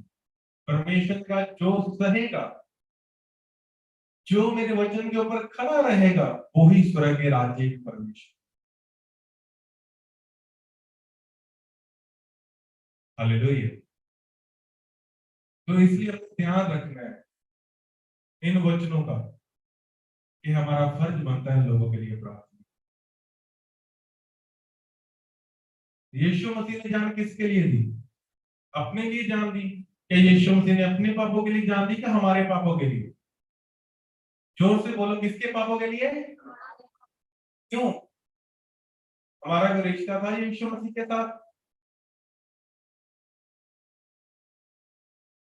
हम तो बाइबल के मुताबिक परमेश्वर की संतान भी नहीं, लेकिन फिर भी यीशु मसीह ने अपने प्राण किसके लिए दिए? कि हमें बचा। तो जो हमें परमेश्वर ने जिंदा रखा है, जो हमें परमेश्वर ने इस पृथ्वी के ऊपर रखा है, हमें भी अपने लिए नहीं, दूसरों के लिए प्रार्थना करनी। अपनी समस्याएं, अपनी इच्छाओं को परमेश्वर आगे लेकर जाने के लिए नहीं, परमेश्वर ने हमें इसलिए चुना कि हम भी दूसरों के लिए जिए। यही मसीह लाइफ है। अगर हम अभी भी अपने बारे में सोच रहे हैं और इस माहौल को अनदेखा कर रहे हैं, तो हमारे लिए ये बड़ी दुख की बात। हालेलुया। तो इसीलिए मैं आपको बताना चाहता हूँ, एक पाप वो है जो दुनिया में बढ़ेगा, जो बढ़ता जाएगा, जो हम जिसकी शुरुआत देख चुके हैं, और आगे पता नहीं क्या होगा, वो परमेश्वर जानता है। लेकिन वो परमेश्वर बदला देने वाला परमेश्वर, हालेलुया, वो न्याय करने वाला परमेश्वर। लेकिन एक पाप वो है जो हमारे अंदर बढ़े। हम याकूब की पत्री जल्दी से निकालेंगे।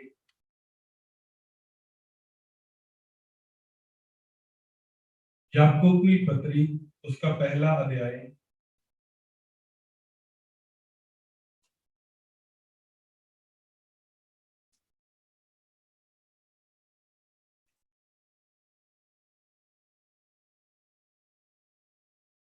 हालेलुया। एक पाप वो है जो इस संसार में बढ़ रहा है। हम देख रहे हैं कैसे लोगों को मारा जा रहा है, चर्चों को जलाया जा रहा है, पादरियों को मारा जा रहा है, कलीसियों को मारा जा रहा है, हत्या की जा रही है। और मैं ऐसे शब्द भी बोलना नहीं चाहता कि वहां पर औरतों के साथ क्या क्या हो। हालेलुया। एक ये पाप है जिसके बढ़ने के कारण बहुत से मसीह लोगों का विश्वास ठंडा पड़ जाएगा परमेश्वर। लेकिन एक वो पाप है जो इंसान के अंदर पड़ता है। एक मसीह होने के नाते अगर हम अपने अंदर के पापों को नहीं देख रहे हैं कि मेरे अंदर कौन से पाप है, उनके ऊपर गौर नहीं कर रहे हैं, तो वो भी एक बड़ी डेंजर बात। मान लीजिए मैं प्रभु में हूं और मुझे झूठ बोलने की आदत है और मुझे मैं बार बार झूठ बोलता हूं और मुझ में पाप है, लेकिन मैं उसको नहीं मान रहा और उसको नहीं छोड़ रहा, ना मैं उसके लिए प्रार्थना कर रहा हूं, ना मैं उसके ऊपर मन लगा रहा हूं, तो मेरा पाप बढ़ता जाएगा। एक पाप जो संसार में बढ़ रहा है, जो हम देख रहे हैं, एक पाप वो है जो हमारे अंदर बढ़ रहा है। हमने दोनों चीजों का ध्यान रखना है कि जो संसार में पाप बढ़ रहा है, एक जो मेरे अंदर बढ़ रहा है।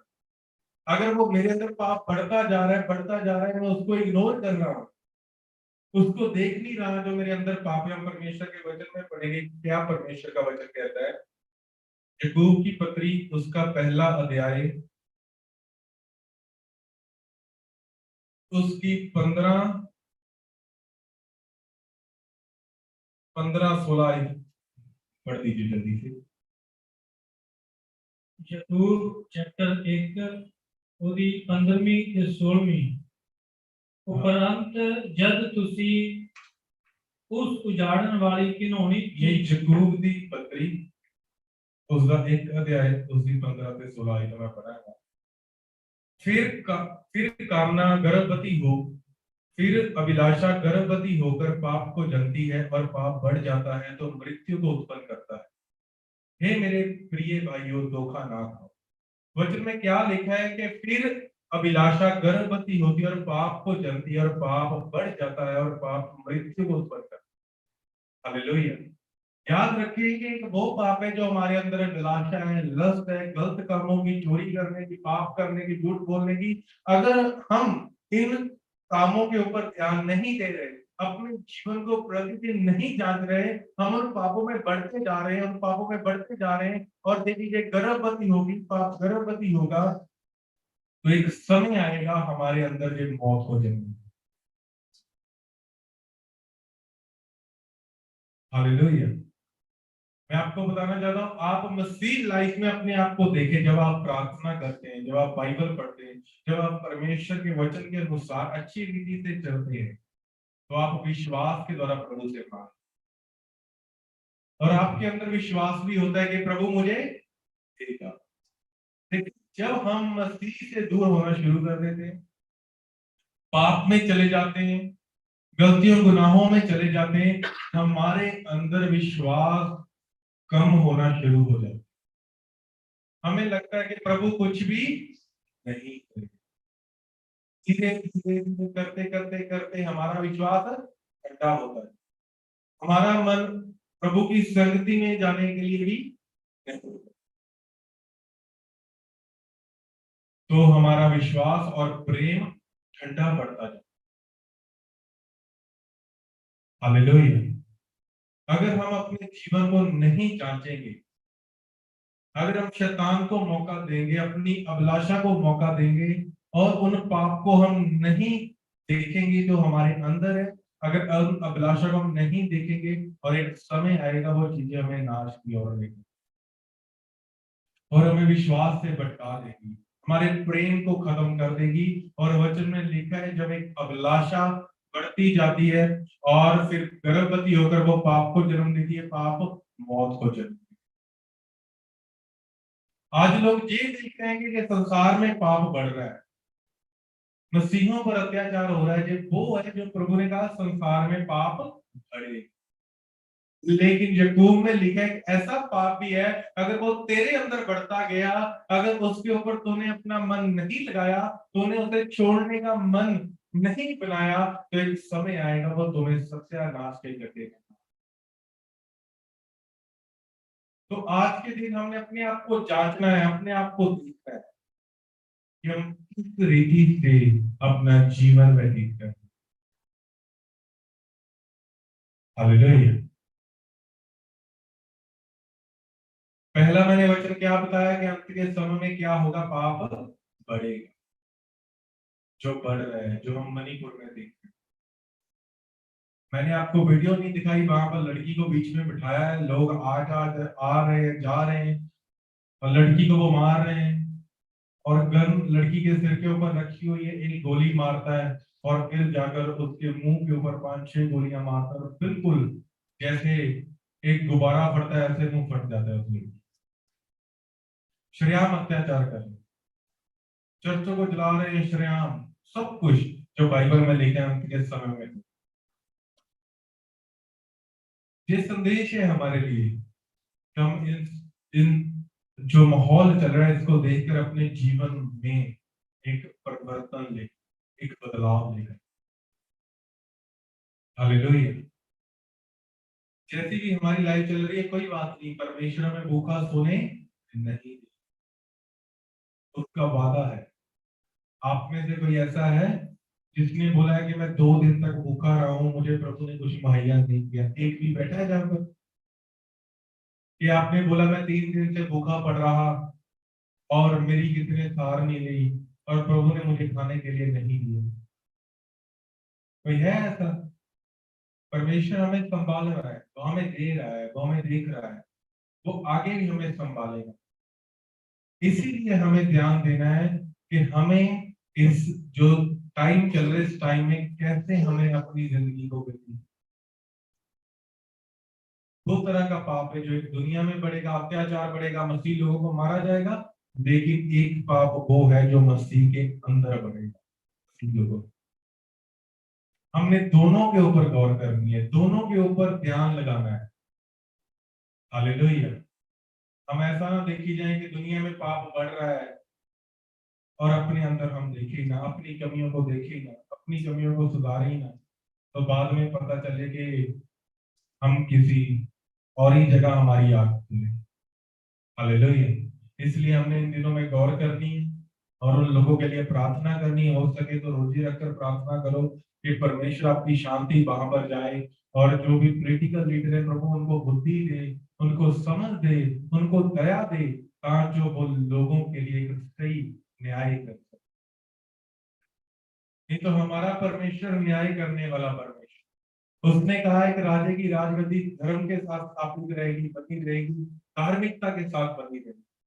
अगर एक राजा दुष्ट हो जाए, अगर वो राजा अपने कामों से मुकर जाए, अगर वो अन्याय का साथ देने लगे, तो परमेश्वर का वचन तो बताता है कि उस राजा की गद्दी ज्यादा टाइम तक नहीं बनी रहे। खास करके जिन लोगों ने भी मसीह लोगों के ऊपर अत्याचार किया, चाहे वो राजा हो चाहे वो आम हो, परमेश्वर ने उसे क्षमा नहीं। तो हमने प्रभु की दुहाई देनी है कि प्रभु अपने लोगों का न्याय चुकाए और वहां की गवर्नमेंट को बुद्धि दे परमेश्वर कि वो सही निर्णय ले। हालेलुया। तो हमारी प्रार्थना बहुत कुछ कर सकती, बहुत कुछ कर सकती है। हालेलुया। तो इसलिए हमने ध्यान रखने में आपको यही बताना चाहता हूं कि हम अंतिम दिनों में बैठे हैं, हमारी जिंदगी में कोई भी परिस्थिति आ सकती है। हालेलुया।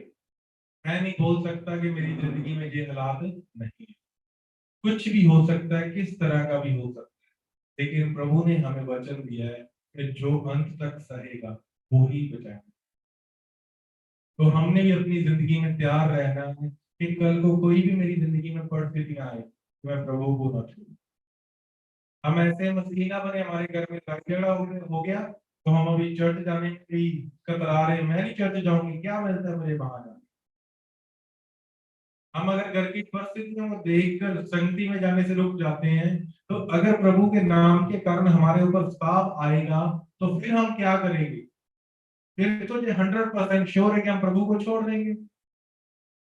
अगर हम छोटी छोटी परिस्थितियों को देखकर रुक जाते हैं चर्च जाने के लिए, या मेरा बेटा नहीं ठीक हो रहा, मेरी माता नहीं ठीक हो रही, मेरी बहन नहीं ठीक हो रही, मेरी जिंदगी में हालात नहीं बदल रहे, ये नहीं हो रहा, मेरा हस्बैंड ऐसा है, मेरी पत्नी वैसी है, अगर हम चीजों को देखकर प्रभु की संगति में से रुक जाते हैं, तो जब प्रभु के नाम के कारण हमारे ऊपर साव आएगा, फिर तो ये गारंटी हम पक्का प्रभु को छोड़ देंगे। प्रभु के नाम के लिए हमने सहाय किया है, वो तो जो हम जिस हालातों में हम जूझ रहे हैं, जो हमारे हालात हैं, जो हमारी लाइफ की सिचुएशन है जिनमें हम गुजरते हैं। हालेलुया। मान लीजिए मैं जहां पर खड़ा हूं, मेरी टांग में दर्द है, मेरे सिर में दर्द है, ये मेरी परिस्थितियां है, अन्य जाति में इन चीजों में दुख सुख में से होकर गुजरते हैं। मैं ये नहीं बोलूंगा कि प्रभु के नाम के कारण मैं सिर दर्द सह रहा हूं। हो सकता है मैंने कुछ गलत खाया हो सकता है मैंने कुछ गलती की हो, पाप किया हो, जिसके कारण ये बीमारी मेरी जिंदगी में। हालेलुया। लेकिन जो प्रभु के नाम के कारण साफ होते हैं वो अलग हो। हालेलुया। इसलिए हमने अपनी जिंदगी में तैयार रहना कि हर एक हालातों के, कि जो कुछ मर्जी हो जाए प्रभु मेरा विश्वास न। इन समय में हमारी प्रार्थना क्या होनी चाहिए कि प्रभु मेरा विश्वास ठंडा ना पड़ जाए, मेरा प्रेम ठंडा ना पड़ जाए, मेरे घराने का विश्वास ठंडा ना पड़ जाए। प्रभु एक अंत के दिनों में अपने आत्मा को उकेले कि मेरा प्रेम भी ठंडा ना हो और मैं दूसरों का विश्वास भी बढ़ा सकूं और मेरे द्वारा दूसरों का प्रेम भी आपके प्रति बढ़े। हालेलुया। इससे हम ध्यान रखें क्योंकि इस समय बहुत नजदीक है। प्रभु ने कहा कि जब मेरे नाम का प्रचार पूरी दुनिया में होगा और पाप बढ़ जाएगा और मैं इस पृथ्वी पर आ जाऊंगा। ये सब चिन्ह यही है कि यीशु मसीह अब जल्दी आने वाले हैं। हालेलुया। इसलिए याद रखें बाइबल में लिखी एक वर्ड्स कि धोखा ना खाओ। यहूदा की पत्री में लिखा है कि धोखा ना खाओ। हम ध्यान रखें अपने हालातों का, अपने जीवन का, अपने निजी जीवन का, अपने आत्मिक जीवन, और कोशिश करें कि इन समयों में हम दूसरों के लिए प्रार्थना करें। ये मत देखें कि मैं बिल्कुल ठीक हूं, मैं खा पी रहा हूं, मैं सो रहा हूं। उन लोगों को देखें जिनका बुरा हाल हो चुका है, जिनके घर उजड़ चुके हैं, जिनके बच्चे मर चुके हैं। एक बाप अपनी बच्ची को बचाने के लिए गया, एक भाई अपनी बहन को बचाने के लिए गया और भीड़ ने उसे मारकर फेंक दिया। सोचकर देखो वहां पर क्या हो रहा होगा, क्या लोगों के दिल के ऊपर बीत रही है। इंटरनेट बंद, सब कुछ बंद के लोग इनके ऊपर ध्यान ना दें। 2-3 महीने के बाद ये सब वीडियो वायरल हो गई है। सोच के देखो कैसे उन लोगों ने वो टाइम को निकाला होगा, उन दुखों में से गुजरे होंगे। हालेलुया। इसलिए हम चौकस रहें, प्रार्थनाएं करें और अपने हालातों को भूलें, अपने परिस्थितियों को कुछ समय के लिए भूल जाएं कि प्रभु ने मेरी जिंदगी में कुछ किया या नहीं किया, तो समय दूसरों के लिए प्रार्थना करें। हालेलुया। और मेरा विश्वास है अगर हम दूसरों के प्रति दया रखेंगे, दूसरों के प्रति प्रेम रखेंगे, तो मेरा विश्वास है हमारी प्रार्थना का उत्तर परमेश्वर बिना मांगे देंगे। हालेलुया। क्या परमेश्वर वचन के द्वारा सबको आशीष दे, सबको जय दी।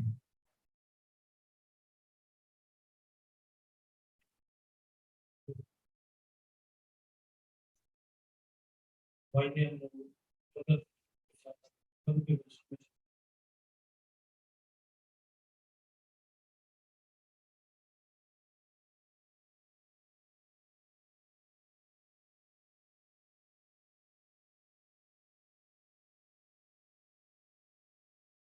सारे जेंट्स की और सब ठीक ठाक हो तो थैंक्स करते हैं खुदा खुदा के इस न्यू मीटिंग के माध्यम ਨਾਲ ਅਸੀਂ ਭਰਾ ਜਿਹੜੇ ਬਾਹਰ ਬੈਠੇ ਆ ਤੇ ਇਸ ਤੋਂ ਅਸੀਂ ਦੇਖ ਸਕਦੇ ਤੇ ਲਾਈਵ ਚੱਲਦਾ ਪਿਆ। ਹਾਲੇਲੂਇਆ। तो ਆਪਾਂ वचन ਚ ਚੱਲਦੇ ਹਾਂ। वचन ਜਾਣ ਤੋਂ ਪਹਿਲਾਂ ਮੈਂ ਤੁਹਾਨੂੰ ਇੱਕ ਚੀਜ਼ ਜ਼ਰੂਰ ਦੱਸਣਾ ਚਾਹੂੰਗਾ। ਇਸ ਜਗ੍ਹਾ ਦੇ ਉੱਤੇ ਖੜ ਕੇ ਅਸੀਂ ਵਚਨ ਦੱਸਣ ਦੇ ਕਾਬਲ ਹੈ ਨਹੀਂ ਸੀਗੇ। ਹਾਲੇਲੂਇਆ। ਸੋ ਅਸੀਂ ਬਹੁਤ ਆਪਣੇ ਪਾਪਾਂ ਦੇ ਵਿੱਚ ਲੱਤ-ਪੱਤ ਸੀਗੇ ਤੇ ਬਹੁਤ ਸਾਰੀਆਂ ਜਿਹੜੀਆਂ ਗਲਤੀਆਂ ਕੀਤੀਆਂ ਜਿਹੜੀਆਂ ਮਾਫ ਕਰਨ ਦੇ ਲਾਇਕ ਨਹੀਂ ਸੀਗੀਆਂ। ਇਹ ਖੁਦਾ ਯਿਸੂ ਮਸੀਹ ਦਾ ਸਾਡੇ ਉੱਤੇ ਅਨੁਗ੍ਰਹ ਹੀ ਹੋਇਆ ਕਿ ਸਾਨੂੰ ਖੁਦਾ ਨੇ ਸਾਨੂੰ ਉਸ ਪਾਪਾਂ ਤੋਂ ਆਜ਼ਾਦ ਕੀਤਾ ਔਰ ਅੱਜ ਅਸੀਂ ਖੁਦਾ ਦਾ ਵਚਨ ਦੱਸ ਦਿੱਤੇ ਹਾਂ। ਹਾਲੇਲੂਇਆ। ਸੋ ਮੈਂ ਦੱਸਣਾ ਚਾਹੂੰਗਾ ਖੁਦਾ ਯਿਸੂ ਮਸੀਹ ਸਾਡੇ ਵੱਡੇ ਭਰਾ ਆ। ਹਾਲੇਲੂਇਆ। पिता परमेश्वर ने अपने बेटे ने इस धरती के उत्ते घलिया और साडे पापां दे लई जान दित्ती है। बहुत सारे इदां दे घिनौने पाप जिहड़े असीं करदे सीगे और उस साडे भरा ने साडे लई जान दित्ती है। और मैं दसना चाहूँगा वचन दे विच जो कुछ भी ਇਸ ਬਾਈਬਲ ਦੇ ਵਿੱਚ ਮੈਂਸ਼ਨ ਕੀਤੀ ਆ ਗੱਲ, ਕੋਈ ਵੀ ਚੀਜ਼ ਐਡ ਕੀਤੀ ਆ, ਅਸੀਂ ਉਹਦੇ ਨਾਲ ਐਗਰੀ ਕਰਦੇ ਹਾਂ। ਹਾਲੇਲੂਇਆ। ਕਿੰਨੇ ਜਣੇ ਆ ਜਿਹੜੇ ਐਗਰੀ ਕਰਦੇ ਪਰਮੇਸ਼ਰ ਦੇ ਵਚਨ ਦੇ ਨਾਲ, ਜੋ ਚੀਜ਼ ਲਿਖੀ ਹੋਈ ਆ। ਸੋ ਮੈਂ ਜ਼ਰੂਰ ਦੱਸਣਾ ਚਾਹੂੰਗਾ, ਫੋਰ ਐਗਜ਼ਾਮਪਲ ਤੁਸੀਂ ਕਿਸੇ ਮਾਲ ਦੇ ਵਿੱਚ ਜਾਂਦੇ ਹੋ ਔਰ ਉਸ ਮਾਲ ਦੇ ਵਿੱਚ ਕੋਈ ਪ੍ਰੋਡਕਟ ਲੈਂਦੇ ਹੋ, ਤੁਸੀਂ ਪ੍ਰੋਡਕਟ ਲੈਂਦੇ ਹੋ ਉਸ ਮਾਲ ਦੇ ਵਿੱਚੋਂ, ਉਹ ਤੁਸੀਂ ਉਸ ਪ੍ਰੋਡਕਟ ਨੂੰ ਲੈ ਕੇ ਆਪਣੇ ਘਰੇ ਆ ਜਾਂਦੇ ਹੋ, ਕੀਮਤ ਉੱਥੇ ਤੁਸੀਂ ਪੂਰੀ ਅਦਾ ਕਰਕੇ ਆਏ। ਹਾਲੇਲੂਇਆ। ਚਾਹੇ ਉਹ 1000 ਰੁਪਏ ਦੀ ਚੀਜ਼ ਹੈ, ਚਾਹੇ ਉਹ 2000 ਦੀ ਹੈ, ਜਿੰਨੀ ਜਗ੍ਹਾ ਤੇ ਕੀਮਤ ਸੀ ਉਹ ਪੂਰੀ ਅਦਾ ਕੀਤੀ ਤੁਸੀਂ, ਔਰ ਉਸ ਪ੍ਰੋਡਕਟ ਨੂੰ ਤੁਸੀਂ ਆਪਣੇ ਘਰੇ ਲੈ ਕੇ ਆ ਗਏ। ਔਰ ਜਦੋਂ ਪ੍ਰੋਡਕਟ ਨੂੰ ਖੋਲਿਆ ਤੇ ਉਹ ਪ੍ਰੋਡਕਟ ਵਿੱਚੋਂ ਖਰਾਬ ਨਿਕਲਿਆ। ਹਾਲੇਲੂਇਆ। ਖਰਾਬ ਨਿਕਲਿਆ, ਬਹੁਤ ਸਾਰਾ ਉਹ ਵੇਸਟੇਜ ਵਿੱਚ ਭਰੀ ਹੋਈ ਸੀਗੀ। ਔਰ ਤੁਸੀਂ ਉਸ ਮਾਲ ਦਾ ਜਿਹੜਾ ਮਾਲਕ ਹੈ ਜਾਂ ਉੱਥੇ ਦੇ ਉਹ ਜਿਹੜੇ ਹੋਣਗੇ ਵਰਕਰ, ਕੀ ਤੁਸੀਂ ਜਾ ਕੇ ਉਹਨੂੰ ਦੱਸੋਗੇ ਨਹੀਂ? ਹਾਲੇਲੂਇਆ। ਕਿ ਕੀਮਤ ਤੁਸੀਂ ਪੂਰੀ ਦੇ ਕੇ ਆਏ ਹੋ ਉਹਦੀ, ਔਰ ਤੁਸੀਂ ਜਿਹੜੀ ਪ੍ਰੋਡਕਟ ਆ ਉਹਦਾ ਕੀਮਤ ਪੂਰੀ ਅਦਾ ਕੀਤੀ ਹੈ, ਲੇਕਿਨ ਜਦੋਂ ਘਰੇ ਆ ਕੇ ਦੇਖਦੇ ਪਏ ਆ ਤਾਂ ਉਹ ਖਰਾਬ ਆ। ਹਾਲੇਲੂਇਆ।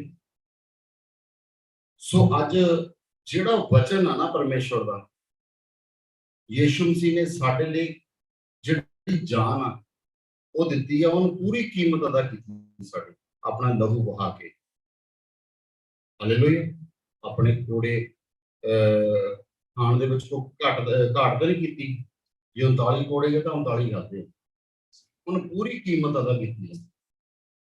ਲੇਕਿਨ ਅੱਜ ਬਹੁਤ ਸਾਰੇ ਲੋਕ ਏਦਾਂ ਦੇ ਹੈਗੇ ਆ ਜਿਹੜੇ ਨਾ ਉਹਦੇ ਵਚਨ ਨੂੰ ਬਹੁਤ ਤਰੀਕੇ ਨਾਲ ਮਿਕਸ ਕਰਕੇ ਅੱਗੇ ਜਿਹੜੀ ਉਹਦੀਆਂ ਭੇਡਾਂ, ਜਿਹੜੀ ਉਹਦੀ ਕਲੀਸਿਆ ਉਹਨੂੰ ਦੇਣ ਦੀ ਕੋਸ਼ਿਸ਼ ਕਰਦੇ ਪਏ। ਹਾਲੇਲੂਇਆ। ਕੀ ਕਰਦੇ ਪਏ ਆ? ਕੋਸ਼ਿਸ਼ ਕਰਦੇ ਮਿਕਸ ਕਰਕੇ ਦੇਣ ਦੀ। ਸੋ ਆਪਾਂ, ਯਿਸੂ ਮਸੀਹ ਸਾਡਾ ਵੱਡਾ ਭਰਾ ਹੈ, ਆਪਾਂ ਆਪਣੇ ਭਰਾ ਦੇ ਨਾਲ ਖੜੇ,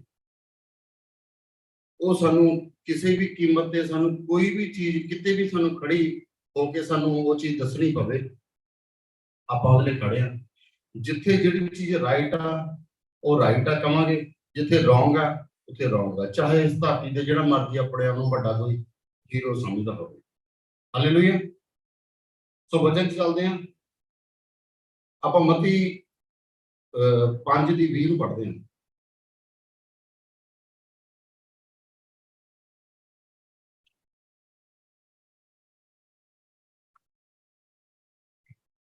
मैथ्यू चैप्टर 5 ਉਹਦੀ 20ਵੀਂ ਆਇਤ 20, मैथ्यू चैप्टर 5 उसकी 20 वर्स, मत्ती 5 ਉਹਦੀ 20।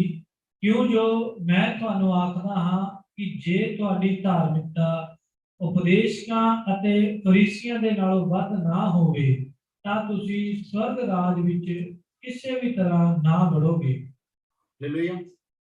ਸਾਨੂੰ ਜੀਸਸ ਕ੍ਰਾਈਸਟ ਨੇ ਧਾਰਮਿਕਤਾ ਦੇ ਵਿੱਚ ਚੱਲਣ ਵਾਸਤੇ ਬੁਲਾਇਆ। ਜੋ ਪਹਿਲਾਂ ਚੱਲਦਾ ਸੀਗਾ ਉਹ ਚੱਲਦਾ ਸੀ, ਉਹਦੀ ਟੈਨਸ਼ਨ ਨਾ ਲਓ, ਉਹ ਜੋ ਪਹਿਲਾਂ ਚੱਲ ਰਿਹਾ ਉਹ ਚੱਲ ਗਿਆ ਪਹਿਲਾਂ। ਲੇਕਿਨ ਜਦੋਂ ਜੀਸਸ ਕ੍ਰਾਈਸਟ ਆ ਗਏ, ਉਹਨਾਂ ਨੇ ਸਾਨੂੰ ਧਾਰਮਿਕਤਾ ਦੇ, ਆਪਣੀ ਜਿਹੜੀ ਉਹਨਾਂ ਦੀ ਧਾਰਮਿਕਤਾ ਸੀ ਉਹਦੇ ਵਿੱਚ ਚੱਲਣ ਦੇ ਲਈ ਸਾਨੂੰ ਬੁਲਾਇਆ। ਹਾਲੇਲੂਇਆ। ਤੋਂ ਅੱਜ ਉਲਟਾ ਚੱਲਦਾ ਪਿਆ। ਅੱਜ ਕੀ ਚੱਲਦਾ ਪਿਆ? ਅੱਜ ਉਲਟ ਚੱਲ ਰਿਹਾ। ਅਸੀਂ ਬਿਲਕੁਲ ਦੱਸਣ ਲੱਗੇ, ਬਿਲਕੁਲ ਨਹੀਂ ਝਿਜਕਾਵਾਂਗੇ। ਅਸੀਂ ਜੋ ਚੀਜ਼ ਸੱਚ ਵਾ, ਅਸੀਂ ਯਿਸੂ ਮਸੀਹ ਦੇ ਸਗੇ ਆ, ਅਸੀਂ ਕਿਸੇ ਬੰਦਿਆਂ ਦੇ ਸਗੇ ਨਹੀਂ ਹੈਗੇ। ਹਾਲੇਲੂਇਆ। ਜਿਹਨੇ ਸਾਡੇ ਲਈ ਜਾਨ ਦਿੱਤੀ ਆ, ਉਹ ਸਾਡਾ ਵੱਡਾ ਭਰਾ ਆ। ਅਸੀਂ ਵੱਡੇ ਭਰਾ ਦੇ ਨਾਲ, ਫਿਰ ਮੈਂ ਕਹਣਾ, ਆਪਾਂ ਖੜੇ ਆ ਮੋਢੇ ਨਾਲ ਮੋਢਾ ਲਾ ਕੇ। ਹਾਲੇਲੂਇਆ। ਸੋ ਮੈਂ ਇੱਕ ਚੀਜ਼ ਜ਼ਰੂਰ ਦੱਸਣੀ ਚਾਹੂੰਗਾ, ਮੈਂ ਕਿਤੇ ਮਿਨਿਸਟਰੀ ਦੇ ਵਿੱਚ ਸੀਗਾ ਔਰ ਕੋਈ ਸੀਗਾ ਛੋਟਾ ਮੋਟਾ ਬਹੁਤਾ ਦਿੱਤਾ ਹੋਇਆ, ਉੱਥੇ ਸੀ ਤਾਂ ਮੈਨੂੰ ਫੋਨ ਕੀਤਾ ਕਿਸੇ ਬੰਦੇ ਨੇ, ਮੈਨੂੰ ਕਹਿੰਦਾ ਕਿ ਮਿਨਿਸਟਰੀ ਦੇ ਵਿੱਚ ਤੁਸੀਂ, ਮੈਨੂੰ ਕਹਿੰਦੇ ਕਿ ਬ੍ਰਦਰ ਤੁਸੀਂ ਆਓ ਤੇ ਆਪਾਂ ਕੀ ਕਰਨਾ ਹੈਗਾ ਆ, ਲੋਕਡਾਊਨ ਦੇ ਵਿੱਚ ਚੈਰਿਟੀ ਕਰਨੀ। ਹਾਲੇਲੂਇਆ। ਕੀ ਕਰਨੀ ਹੈ? ਚੈਰਿਟੀ ਕਰਨੀ, ਦਾਨ ਦੇਣਾ। ਥੋੜਾ 500-700 ਰੁਪਏ ਦਾ ਕੋਈ ਰਾਸ਼ਨ ਹੋਊਗਾ, ਲਿਫਾਫਿਆਂ ਦੇ ਵਿੱਚ ਪਾਇਆ, ਉਹ ਦੇਣਾ। ਮੈਂ ਕਿਹਾ ਬਹੁਤ ਖੁਸ਼ੀ ਵਾਲੀ ਗੱਲ ਆ ਵੀ ਅੱਜ ਮਿਨਿਸਟਰੀ ਬਹੁਤ ਵਧੀਆ ਕੰਮ ਕਰਨ ਲੱਗੀ ਆ, ਪਰਮੇਸ਼ਰ ਦੇ ਬਚਨ ਨੂੰ ਪੂਰਾ ਕਰਨ ਲੱਗੀ ਆ, ਬਹੁਤ ਵਧੀਆ ਗੱਲ ਆ। ਅੱਛਾ, ਜਦੋਂ ਅਸੀਂ ਇੱਥੇ ਇਕੱਠੇ ਹੋਏ, ਰਾਸ਼ਨ ਪਾਣਾ ਸ਼ੁਰੂ ਕੀਤਾ, ਤੇ ਪਿਛਲੇ ਪਾਸੇ ਨਾ ਇੱਕ ਮੀਡੀਆ ਟੀਮ ਵੀ ਨਿਕਲ ਕੇ ਆਈ ਕੈਮਰੇ ਚੱਕ ਕੇ। ਹਾਲੇਲੂਇਆ। ਕੈਮਰੇ ਚੱਕੀ ਮੀਡੀਆ ਟੀਮ ਦੀ ਤੁਰੀ ਆਉਂਦੀ ਪਈ। ਮੈਂ ਇਹ ਚੀਜ਼ ਪੁੱਛਦਾ ਪਿਆ ਸੀ ਕੁਛ ਆਪਣੇ ਜਿਹੜੇ ਮੇਰੇ ਨਾਲ ਸਹਿਯੋਗੀ ਸੀਗੇ ਬੰਦੇ, ਮੈਂ ਪੁੱਛਿਆ ਮੈਂ ਕਿਹਾ ਠੀਕ ਹੈ, ਮੈਂ ਕਿਹਾ ਰਾਸ਼ਨ ਦੇਣਾ ਬਹੁਤ ਵਧੀਆ ਗੱਲ ਆ, ਗਰੀਬਾਂ ਦੀ ਹੈਲਪ ਕਰਨੀ ਬਹੁਤ ਵਧੀਆ ਗੱਲ ਆ, ਕਿਉਂਕਿ ਲੋਕਡਾਊਨ ਦੇ ਦੌਰਾਨ ਕੰਮਕਾਜ ਸਾਰੇ ਖਤਮ ਹੋ ਚੁੱਕੇ ਸੀ। ਪਰ ਜਿਹੜੇ ਇਹ ਕੈਮਰੇ ਚ ਕੀ ਫਿਰਦੇ ਆ, ਮਤਲਬ ਇਹਦਾ ਕੀ ਕੋਈ ਮਤਲਬ ਕੋਈ ਸਮਝ ਨਹੀਂ ਲੱਗਿਆ। ਕਹਿੰਦੇ ਵੀ ਇਹ ਆਰਡਰ ਆ ਉੱਪਰੋਂ, ਇਹ ਕੀ ਹੈਗਾ ਕਿ ਜਦੋਂ ਕਿਸੇ ਨੂੰ ਰਾਸ਼ਨ ਦਿੱਤਾ ਜਾਊਗਾ ਕਿਸੇ ਪਿੰਡ ਜਾਂ ਕਿਸੇ ਸ਼ਹਿਰ ਜਾਂ ਕਿਸੇ ਗਰੀਬ ਕੁੱਲੀਆਂ ਦੇ ਵਿੱਚ, ਤੇ ਉੱਥੇ ਕੀ ਆ ਫੋਟੋ ਖਿੱਚ ਕੇ ਅਸੀਂ ਉਹ WhatsApp YouTube ਤੇ ਅਸੀਂ ਜ਼ਰੂਰ ਪਾਵਾਂਗੇ। ਕਿਉਂ? ਕਿਉਂਕਿ ਇਹਦੀ ਕੋਈ ਸਮਝ ਨਹੀਂ ਲੱਗੀ। ਲੇਕਿਨ ਵਚਨ ਉਲਟ ਹੈ, ਤੁਸੀਂ ਵਚਨ ਦੇ ਅੰਗੇਜ਼ ਕੰਮ ਕਰ ਰਹੇ ਹੋ। ਮੈਂ ਕਿਹਾ ਇਹ ਚੀਜ਼ ਆਪਾਂ ਨੂੰ ਸਹੀ ਨਹੀਂ ਲੱਗੀ। ਮੈਂ ਕਿਹਾ ਜਾਊਂਗਾ ਜ਼ਰੂਰ ਨਾਲ, ਲੇਕਿਨ ਮੇਰੀ ਫੋਟੋ ਖਿੱਚ ਕੇ ਨਾ ਵਿੱਚ ਪਾਇਓ। ਹਾਲੇਲੂਇਆ। ਕਿਉਂਕਿ ਆਪਾਂ ਪਰਮੇਸ਼ਰ ਦੇ ਵਚਨ ਨੂੰ ਮੰਨਦੇ। ਉਦੋਂ ਹੀ ਥੋੜੀ ਸਾਨੂੰ ਸਮਝ ਲੱਗਣੀ ਸ਼ੁਰੂ ਹੋ ਗਈ ਸੀ, ਕਿਉਂਕਿ ਇੱਕ ਰੱਬ ਦਾ ਬੰਦਾ ਸੀ, ਉਹਨੂੰ ਮਿਲ ਚੁੱਕੇ ਸੀ ਪਹਿਲਾਂ ਆਲਰੇਡੀ, ਪਹਿਲੇ ਅਸੀਂ ਲੋਕਡਾਊਨ ਤੋਂ ਪਹਿਲਾਂ, ਕਿ ਜਿਹੜੀਆਂ ਕੰਮ ਹੁੰਦੇ ਆ ਇਹ ਰੌਂਗ ਹੈ। ਸੋ ਮੇਰੀ ਗੱਲ ਉੱਪਰ ਤੱਕ ਹੀ ਪਹੁੰਚ ਗਈ ਜਿੱਥੇ ਤੱਕ ਜਾਣੀ ਸੀ। ਸੋ ਠੀਕ ਆ ਜੀ ਉੱਥੇ, ਲੇਕਿਨ ਵਚਨ ਕੁਛ ਹੋਰ ਚੀਜ਼ ਕਹਿੰਦਾ ਪਿਆ। ਆਪਾਂ ਵਚਨ 'ਚ ਜਾਵਾਂਗੇ ਜੀ। ਹਾਲੇਲੂਇਆ। ਉਹਨਾਂ ਦੀ ਜਿਹੜੇ ਇਸ ਹਿਸਾਬ ਨਾਲ ਚੱਲਦੇ, ਉਹਨਾਂ ਦੀ ਸ਼ਾਇਦ ਕੋਈ ਬਾਈਬਲ ਅਲੱਗ ਹੋ ਸਕਦੀ ਹੈ, ਜਾਂ ਉਹਨਾਂ ਨੇ ਕੁਝ ਅਲੱਗ ਤਰੀਕੇ ਨਾਲ ਕੁਝ ਆਪਣੇ ਮਤਲਬ ਆਪਣੀ ਮਰਜ਼ੀ ਦੇ ਨਾਲ ਕੁਝ ਚੀਜ਼ਾਂ ਐਡ ਕੀਤੀਆਂ ਹੋ ਸਕਦੀਆਂ। ਬਟ ਜਿਹੜੀ ਸਾਡੀ ਬਾਈਬਲ ਆ ਉਹਦੇ 'ਚ ਕੁਝ ਇਸ ਤਰੀਕੇ ਨਾਲ ਲਿਖਿਆ ਹੈ, ਦੇਖਿਓ ਕਿਤੇ ਗਲਤ ਤਾਂ ਨਹੀਂ ਮੈਂ ਕਹਿੰਦਾ ਪਿਆ। ਮਤੀ 6 ਦੀ 1 ਤੋਂ 4 ਤੱਕ ਪੜ੍ਹਦੇ ਆ ਜੀ ਆਪਾਂ, ਧਿਆਨ ਨਾਲ ਸੁਣੋ। ਅਗਰ ਕਿਤੇ ਮੈਂ ਗਲਤ ਹੋਇਆ ਜ਼ਰੂਰ ਮੈਨੂੰ ਕਹਿ ਦਿਓ। ਸਾਵਧਾਨ, ਤੁਸੀਂ ਆਪਣੇ ਧਾਰਮਿਕਤਾ ਦੇ ਕੰਮ ਮਨੁੱਖਾਂ ਦੇ ਸਾਹਮਣੇ ਦਿਖਾਵੇ ਲਈ ਨਾ ਕਰੋ, ਨਹੀਂ ਤਾਂ ਤੁਸੀਂ ਆਪਣੇ ਪਿਤਾ ਕੋਲੋਂ ਜਿਹੜਾ ਸਵਰਗ ਹੈ ਵਿੱਚ ਹੈ ਕੁਝ ਵੀ ਫਲ ਪ੍ਰਾਪਤ ਨਾ ਕਰੋਗੇ। ਹਾਲੇਲੂਇਆ। ਅੱਗੇ ਇਸ ਲਈ ਜਦੋਂ ਤੁਸੀਂ ਦਾਨ ਕਰੋ, ਜਿਸ ਤਰ੍ਹਾਂ ਕਪਟੀ ਪ੍ਰਾਰਥਨਾ ਘਰਾਂ ਵਿੱਚ ਅਤੇ ਰਸਤਿਆਂ ਵਿੱਚ ਆਪਣੇ ਅੱਗੇ ਚਰਚਾ ਕਰਵਾਉਂਦੇ ਹਨ ਕਿ ਲੋਕ ਉਹਨਾਂ ਦੀ ਵਡਿਆਈ ਕਰਨ, ਤੁਸੀਂ ਅਜਿਹਾ ਨਾ ਕਰੋ। ਤੁਸੀਂ ਅਜਿਹਾ ਨਾ। ਜੀਸਸ ਕ੍ਰਾਈਸਟ ਕਹਿ ਰਹੇ ਆ, ਇਹ ਬਾਈਬਲ ਵਿੱਚ ਸਾਡੇ ਦਾ ਲਿਖਿਆ ਹੋਇਆ ਆ, ਉਹਨਾਂ ਦੇ ਪਤਾ ਨਹੀਂ ਕਿਹੜੇ ਹਿਸਾਬ ਨਾਲ ਲਿਖਿਆ, ਇਹ ਮੈਨੂੰ ਕੋਈ ਪਤਾ। ਹਾਲੇਲੂਇਆ। ਸਾਨੂੰ ਤਾਂ ਯਿਸੂ ਮਸੀਹ ਦਾ ਬਚਨ ਆ ਕਹਿੰਦਾ ਅਗਰ ਸਾਵਧਾਨ ਦਾ ਮਤਲਬ ਜੇ ਕਿਸੇ ਬੰਦੇ ਨੂੰ ਕਹੀਏ ਤਾਂ ਸਾਵਧਾਨ, ਕਹਿੰਦਾ ਇੱਕ ਕਦਮ ਦੀ ਤੋਂ ਗਾਹ ਨਾ ਵੱਟੀ। ਸਾਵਧਾਨ ਮਤਲਬ ਕਿ ਦਬ ਕੇ ਨਾ ਕਹਿੰਦਾ ਬੰਦਾ ਕੋਈ ਕਿਸੇ ਨੂੰ। ਇੱਥੇ ਜੀਸਸ ਕ੍ਰਾਈਸਟ ਸਾਨੂੰ ਪੂਰੀ ਅਥਾਰਟੀ ਨਾਲ, ਪੂਰੇ ਦਬਕੇ ਨਾਲ ਇਹ ਚੀਜ਼ ਕਹਿੰਦਾ ਪਿਆ। ਕੀ ਕਹਿੰਦੇ ਪਏ ਆ? ਕਹਿੰਦੇ ਸਾਵਧਾਨ, ਤੁਸੀਂ ਜਿਹੜੇ ਮਨੁੱਖਾਂ ਨੂੰ ਇਹ ਦਾਨ ਕਰਦੇ ਆ, ਤੁਹਾਡਾ ਦਾਨ ਜਿਹੜਾ ਹੈਗਾ ਉਹ ਦਿਖਾਵੇ ਦੇ ਲਈ ਨਾ। ਹਾਲੇਲੂਇਆ। ਦੁਬਾਰਾ ਇੱਕ ਵਾਰੀ ਫੇਰ ਪੜ੍ਹ ਦਿਓ ਜੀ। ਸਾਵਧਾਨ, ਤੁਸੀਂ ਆਪਣੀ ਧਾਰਮਿਕਤਾ ਦੇ ਕੰਮ ਮਨੁੱਖਾਂ ਦੇ ਸਾਹਮਣੇ ਦਿਖਾਵੇ ਲਈ ਨਾ ਕਰੋ, ਨਹੀਂ ਤਾਂ ਤੁਸੀਂ ਆਪਣੇ ਪਿਤਾ ਕੋਲੋਂ ਜਿਹੜਾ ਸਵਰਗ ਵਿੱਚ ਹੈ ਕੁਝ ਵੀ ਫਲ ਪ੍ਰਾਪਤ ਨਾ ਕਰੋਗੇ। ਹਾਲੇਲੂਇਆ। ਤਾਂ ਤੁਹਾਡਾ ਦਾਨ ਕੋਈ ਵੀ ਹੋਵੇ ਹਿਡਨ 'ਚ ਚਾਹੀਦਾ, ਗੁਪਤ ਵਿੱਚ ਚਾਹੀਦਾ। ਜੇ ਤੁਸੀਂ ਦਿਖਾਵੇ ਦੇ ਨਾਲ ਕੀਤਾ ਸਾਰਾ ਕੁਝ, ਤਾਂ ਮਤਲਬ ਤੁਸੀਂ ਆਪਣਾ ਪ੍ਰਤੀਫਲ ਇੱਥੇ ਪਾ ਚੁੱਕੇ ਆ। ਫਿਰ ਤਾਂ ਉਹ ਜਿਹੜੇ ਸਦੂਕੀ ਫਰੀਸੀ ਕਰਦੇ ਹੁੰਦੇ ਸੀ, ਪ੍ਰਭੂ ਯਿਸੂ ਮਸੀਹ ਦਾ ਬਚਨ ਦੱਸਦਾ, ਕਹਿੰਦਾ ਪਰ ਤੁਸੀਂ ਆਪਣੀ ਧਾਰਮਿਕਤਾ ਦੇ ਵਿੱਚ ਚੱਲਣਾ ਆ। ਤੁਸੀਂ ਸਦੂਕੀਆਂ ਔਰ ਫਰੀਸੀਆਂ ਦੀ ਜਿਹੜੀ ਧਾਰਮਿਕਤਾ, ਉਸ ਤੋਂ ਬਾਅਦ ਕਿ ਤੁਹਾਡੀ ਧਾਰਮਿਕਤਾ ਹੋਣੀ ਚਾਹੀਦੀ। ਹਾਲੇਲੂਇਆ। ਤੋ ਇਸ ਚੀਜ਼ ਤੋਂ ਸਾਨੂੰ ਮਨਾ ਕੀਤਾ ਕਿ ਜੇ ਭਾਈ ਦੇ ਦਾਨ ਵਿਸ਼ਵਾਸ ਤੂੰ ਦੇਣਾ ਆ ਤਾਂ ਉਹ ਹਿਡਨ 'ਚ ਚਾਹੀਦਾ, ਗੁਪਤ ਵਿੱਚ ਚਾਹੀਦਾ। ਤੇਰਾ ਸੱਜਾ ਹੱਥ ਅਗਰ ਦਾਨ ਕਰਦਾ ਤਾਂ ਖੱਬੇ ਨੂੰ ਪਤਾ ਨਹੀਂ ਲੱਗਣਾ ਚਾਹੀਦਾ। ਹਾਲੇਲੂਇਆ। ਤੁਸੀਂ ਐਗਰੀ ਕਰਦੇ ਹੋ ਇਸ ਚੀਜ਼ ਦੇ ਨਾਲ? ਮੈਂ ਕਰਦਾ, ਤੁਸੀਂ ਵੀ ਕਰਦੇ ਜਿੰਨੇ ਸੁਣਦੇ ਪਏ ਆ। ਬਾਅਦ 'ਚ ਪਤਾ ਨਹੀਂ ਸਾਨੂੰ ਕਿਸੇ ਨੇ ਕੀ ਕਹਿਣਾ, ਹੋ ਸਕਦਾ ਸਾਨੂੰ ਝੂਠੇ ਵੀ ਕਹੇ, ਕੋਈ ਸੱਚਾ ਕਹੇ, ਕੋਈ ਮਾੜਾ ਕਹੇ, ਕੋਈ ਚੰਗਾ ਕਰੇ। I don't care. ਸਾਨੂੰ ਉਹਨਾਂ ਚੀਜ਼ ਦੀ ਕੋਈ ਪਰਵਾਹ ਨਹੀਂ। ਸਾਨੂੰ ਪਰਵਾਹ ਯਿਸੂ ਮਸੀਹ ਦੀ ਆ ਕਿ ਯਿਸੂ ਮਸੀਹ ਸਾਨੂੰ ਮਾੜਾ ਚੰਗਾ ਨਾ ਕਰੇ। ਹਾਲੇਲੂਇਆ। ਅੱਛਾ, ਅੱਗੇ ਚੱਲਦੇ। ਤੇ ਇੱਕ ਬੰਦਾ ਮੇਰੇ ਕੋਲ ਖੜਾ, ਬਹੁਤ ਉੱਚੀ ਆਵਾਜ਼ ਨਾਲ ਬੋਲਦਾ ਪਿਆ। ਹਾਲੇਲੂਇਆ। ਬਹੁਤ ਉੱਚੀ ਆਵਾਜ਼ ਨਾਲ ਬੋਲਦਾ ਪਿਆ, ਜਦ ਕਿ ਮੈਂ ਉਹਦੇ ਕੋਲੇ ਖੜਾ। ਬਿਲਕੁਲ ਕੀ ਇਹ ਸੈਂਸ ਬਣਦੀ ਹੈ? ਜੇ ਤਾਂ 5-4 ਖੇਤ ਮੇਰੇ ਤੋਂ ਦੂਰ ਖੜਾ, ਫਿਰ ਤਾਂ ਬਹੁਤ ਜ਼ੋਰ ਨਾਲ ਆਵਾਜ਼ ਮੇਰੇ ਸਮਝ ਲੱਗਦੀ ਮੈਨੂੰ। ਇੱਕ ਬੰਦਾ ਮੇਰੇ ਕੋਲ ਖੜਾ, ਤੇ ਅਗਲਾ ਬਚਨ ਅਸੀਂ ਪੜ੍ਹਦੇ ਹਾਂ, ਇਹਦੇ ਰਿਲੇਟਡ ਹੀ ਆ, ਮਤੀ 6 ਦੀ 5 ਤੋਂ 7 ਤੱਕ। ਜਦੋਂ ਤੁਸੀਂ ਪ੍ਰਾਰਥਨਾ ਕਰੋ ਤਾਂ ਕਪਟੀਆਂ ਦੀ ਤਰ੍ਹਾਂ ਨਾ ਕਰੋ, ਕਿਉਂਕਿ ਉਹ ਪ੍ਰਾਰਥਨਾ ਘਰਾਂ ਅਤੇ ਚੌਕਾਂ ਵਿੱਚ ਖੜੇ ਹੋ ਕੇ ਪ੍ਰਾਰਥਨਾ ਕਰਨੀ ਪਸੰਦ ਕਰਦੇ ਹਨ, ਤਾਂ ਜੋ ਮਨੁੱਖ ਉਹਨਾਂ ਨੂੰ ਵੇਖਣ। ਮੈਂ ਤੁਹਾਨੂੰ ਸੱਚ ਆਖਦਾ ਹਾਂ, ਉਹ ਆਪਣਾ ਫਲ ਪਾ ਚੁੱਕੇ। ਹਾਲੇਲੂਇਆ। ਇੱਕ ਸੈਂਸ ਵੀ ਨਹੀਂ ਬਣਦੀ ਹੈਗੀ। ਇੱਕ ਮੈਂ ਦੇਖਿਆ ਅੱਜ ਕੱਲ ਇਹ ਟ੍ਰੈਂਡ ਚੱਲ ਪਿਆ ਹੋਇਆ, ਮਾਈਕ ਲੈ ਕੇ ਮੋਰੇ ਜਾਣਾ, ਬਹੁਤ ਉੱਚੀ ਦੀ ਪ੍ਰਾਰਥਨਾ ਕਰਨੀ ਹੈ। ਅੱਛਾ, ਇੱਕ ਪਾਸੇ ਬਚਨ ਦੱਸਦਾ, ਕਹਿੰਦਾ ਸਾਡੇ ਹਿਰਦਿਆਂ ਦੇ, ਸਾਡੇ ਗੁਰਦਿਆਂ ਦੀ ਜਾਂਚ ਕਰਨ ਵਾਲਾ ਪਰਮੇਸ਼ਰ, ਮਤਲਬ ਸਾਡੀਆਂ ਮਨ ਦੀਆਂ ਬੁੱਝਣ ਵਾਲਾ ਪਰਮੇਸ਼ਰ। ਹਾਲੇਲੂਇਆ। ਤਾਂ ਇੱਕ ਪਾਸੇ ਅਸੀਂ ਡੰਡ ਪਾ ਕੇ ਪੂਰੀ ਜ਼ੋਰ ਨਾਲ ਆਵਾਜ਼, ਸੰਘਾ ਕਰੋੜ ਗਿਆ। ਅੱਛਾ, ਉੱਥੇ ਬੱਚੇ ਨੇ ਜਿਹੜੇ ਕਿਹੜਾ ਮੈਂਸ਼ਨ ਕੀਤਾ ਹੋਇਆ, ਅਖੇ ਸੰਘ ਅੱਡ ਕੇ ਪੁਕਾਰ, ਤਲਪਾ ਨਾ ਕਰ, ਆਪਣੀ ਆਵਾਜ਼ ਨੂੰ ਪੂਰੀ ਉਚਾਰ। ਉੱਥੇ ਕੋਈ ਹੋਰ ਪਤਾ ਨਹੀਂ ਕਿੱਥੋਂ ਕਿਹੜੇ ਹਿਸਾਬ ਨਾਲ ਕੀ ਕੱਢ ਲੈਂਦੇ, ਕੋਈ ਸਮਝ ਨਹੀਂ ਲੱਗਦੀ। ਹਾਲੇਲੂਇਆ। ਸੋ ਇੱਕ ਪਾਸੇ ਤਾਂ ਇਹ ਚੀਜ਼ ਬੋਲਦੇ ਪਏ ਅਸੀਂ ਕਿ ਹਾਂਜੀ ਤੁਸੀਂ ਮਤਲਬ ਕੀ ਆ, ਹਿਡਨ ਚ ਰੱਖਣੀਆਂ ਚੀਜ਼ਾਂ। ਪ੍ਰਾਰਥਨਾ ਜਿਹੜੀ ਤੇਰੀ ਕਿੱਦਾਂ ਦੀ ਹੋਣੀ ਚਾਹੀਦੀ ਹੈ? ਹਾਂਜੀ, ਅੱਗੇ।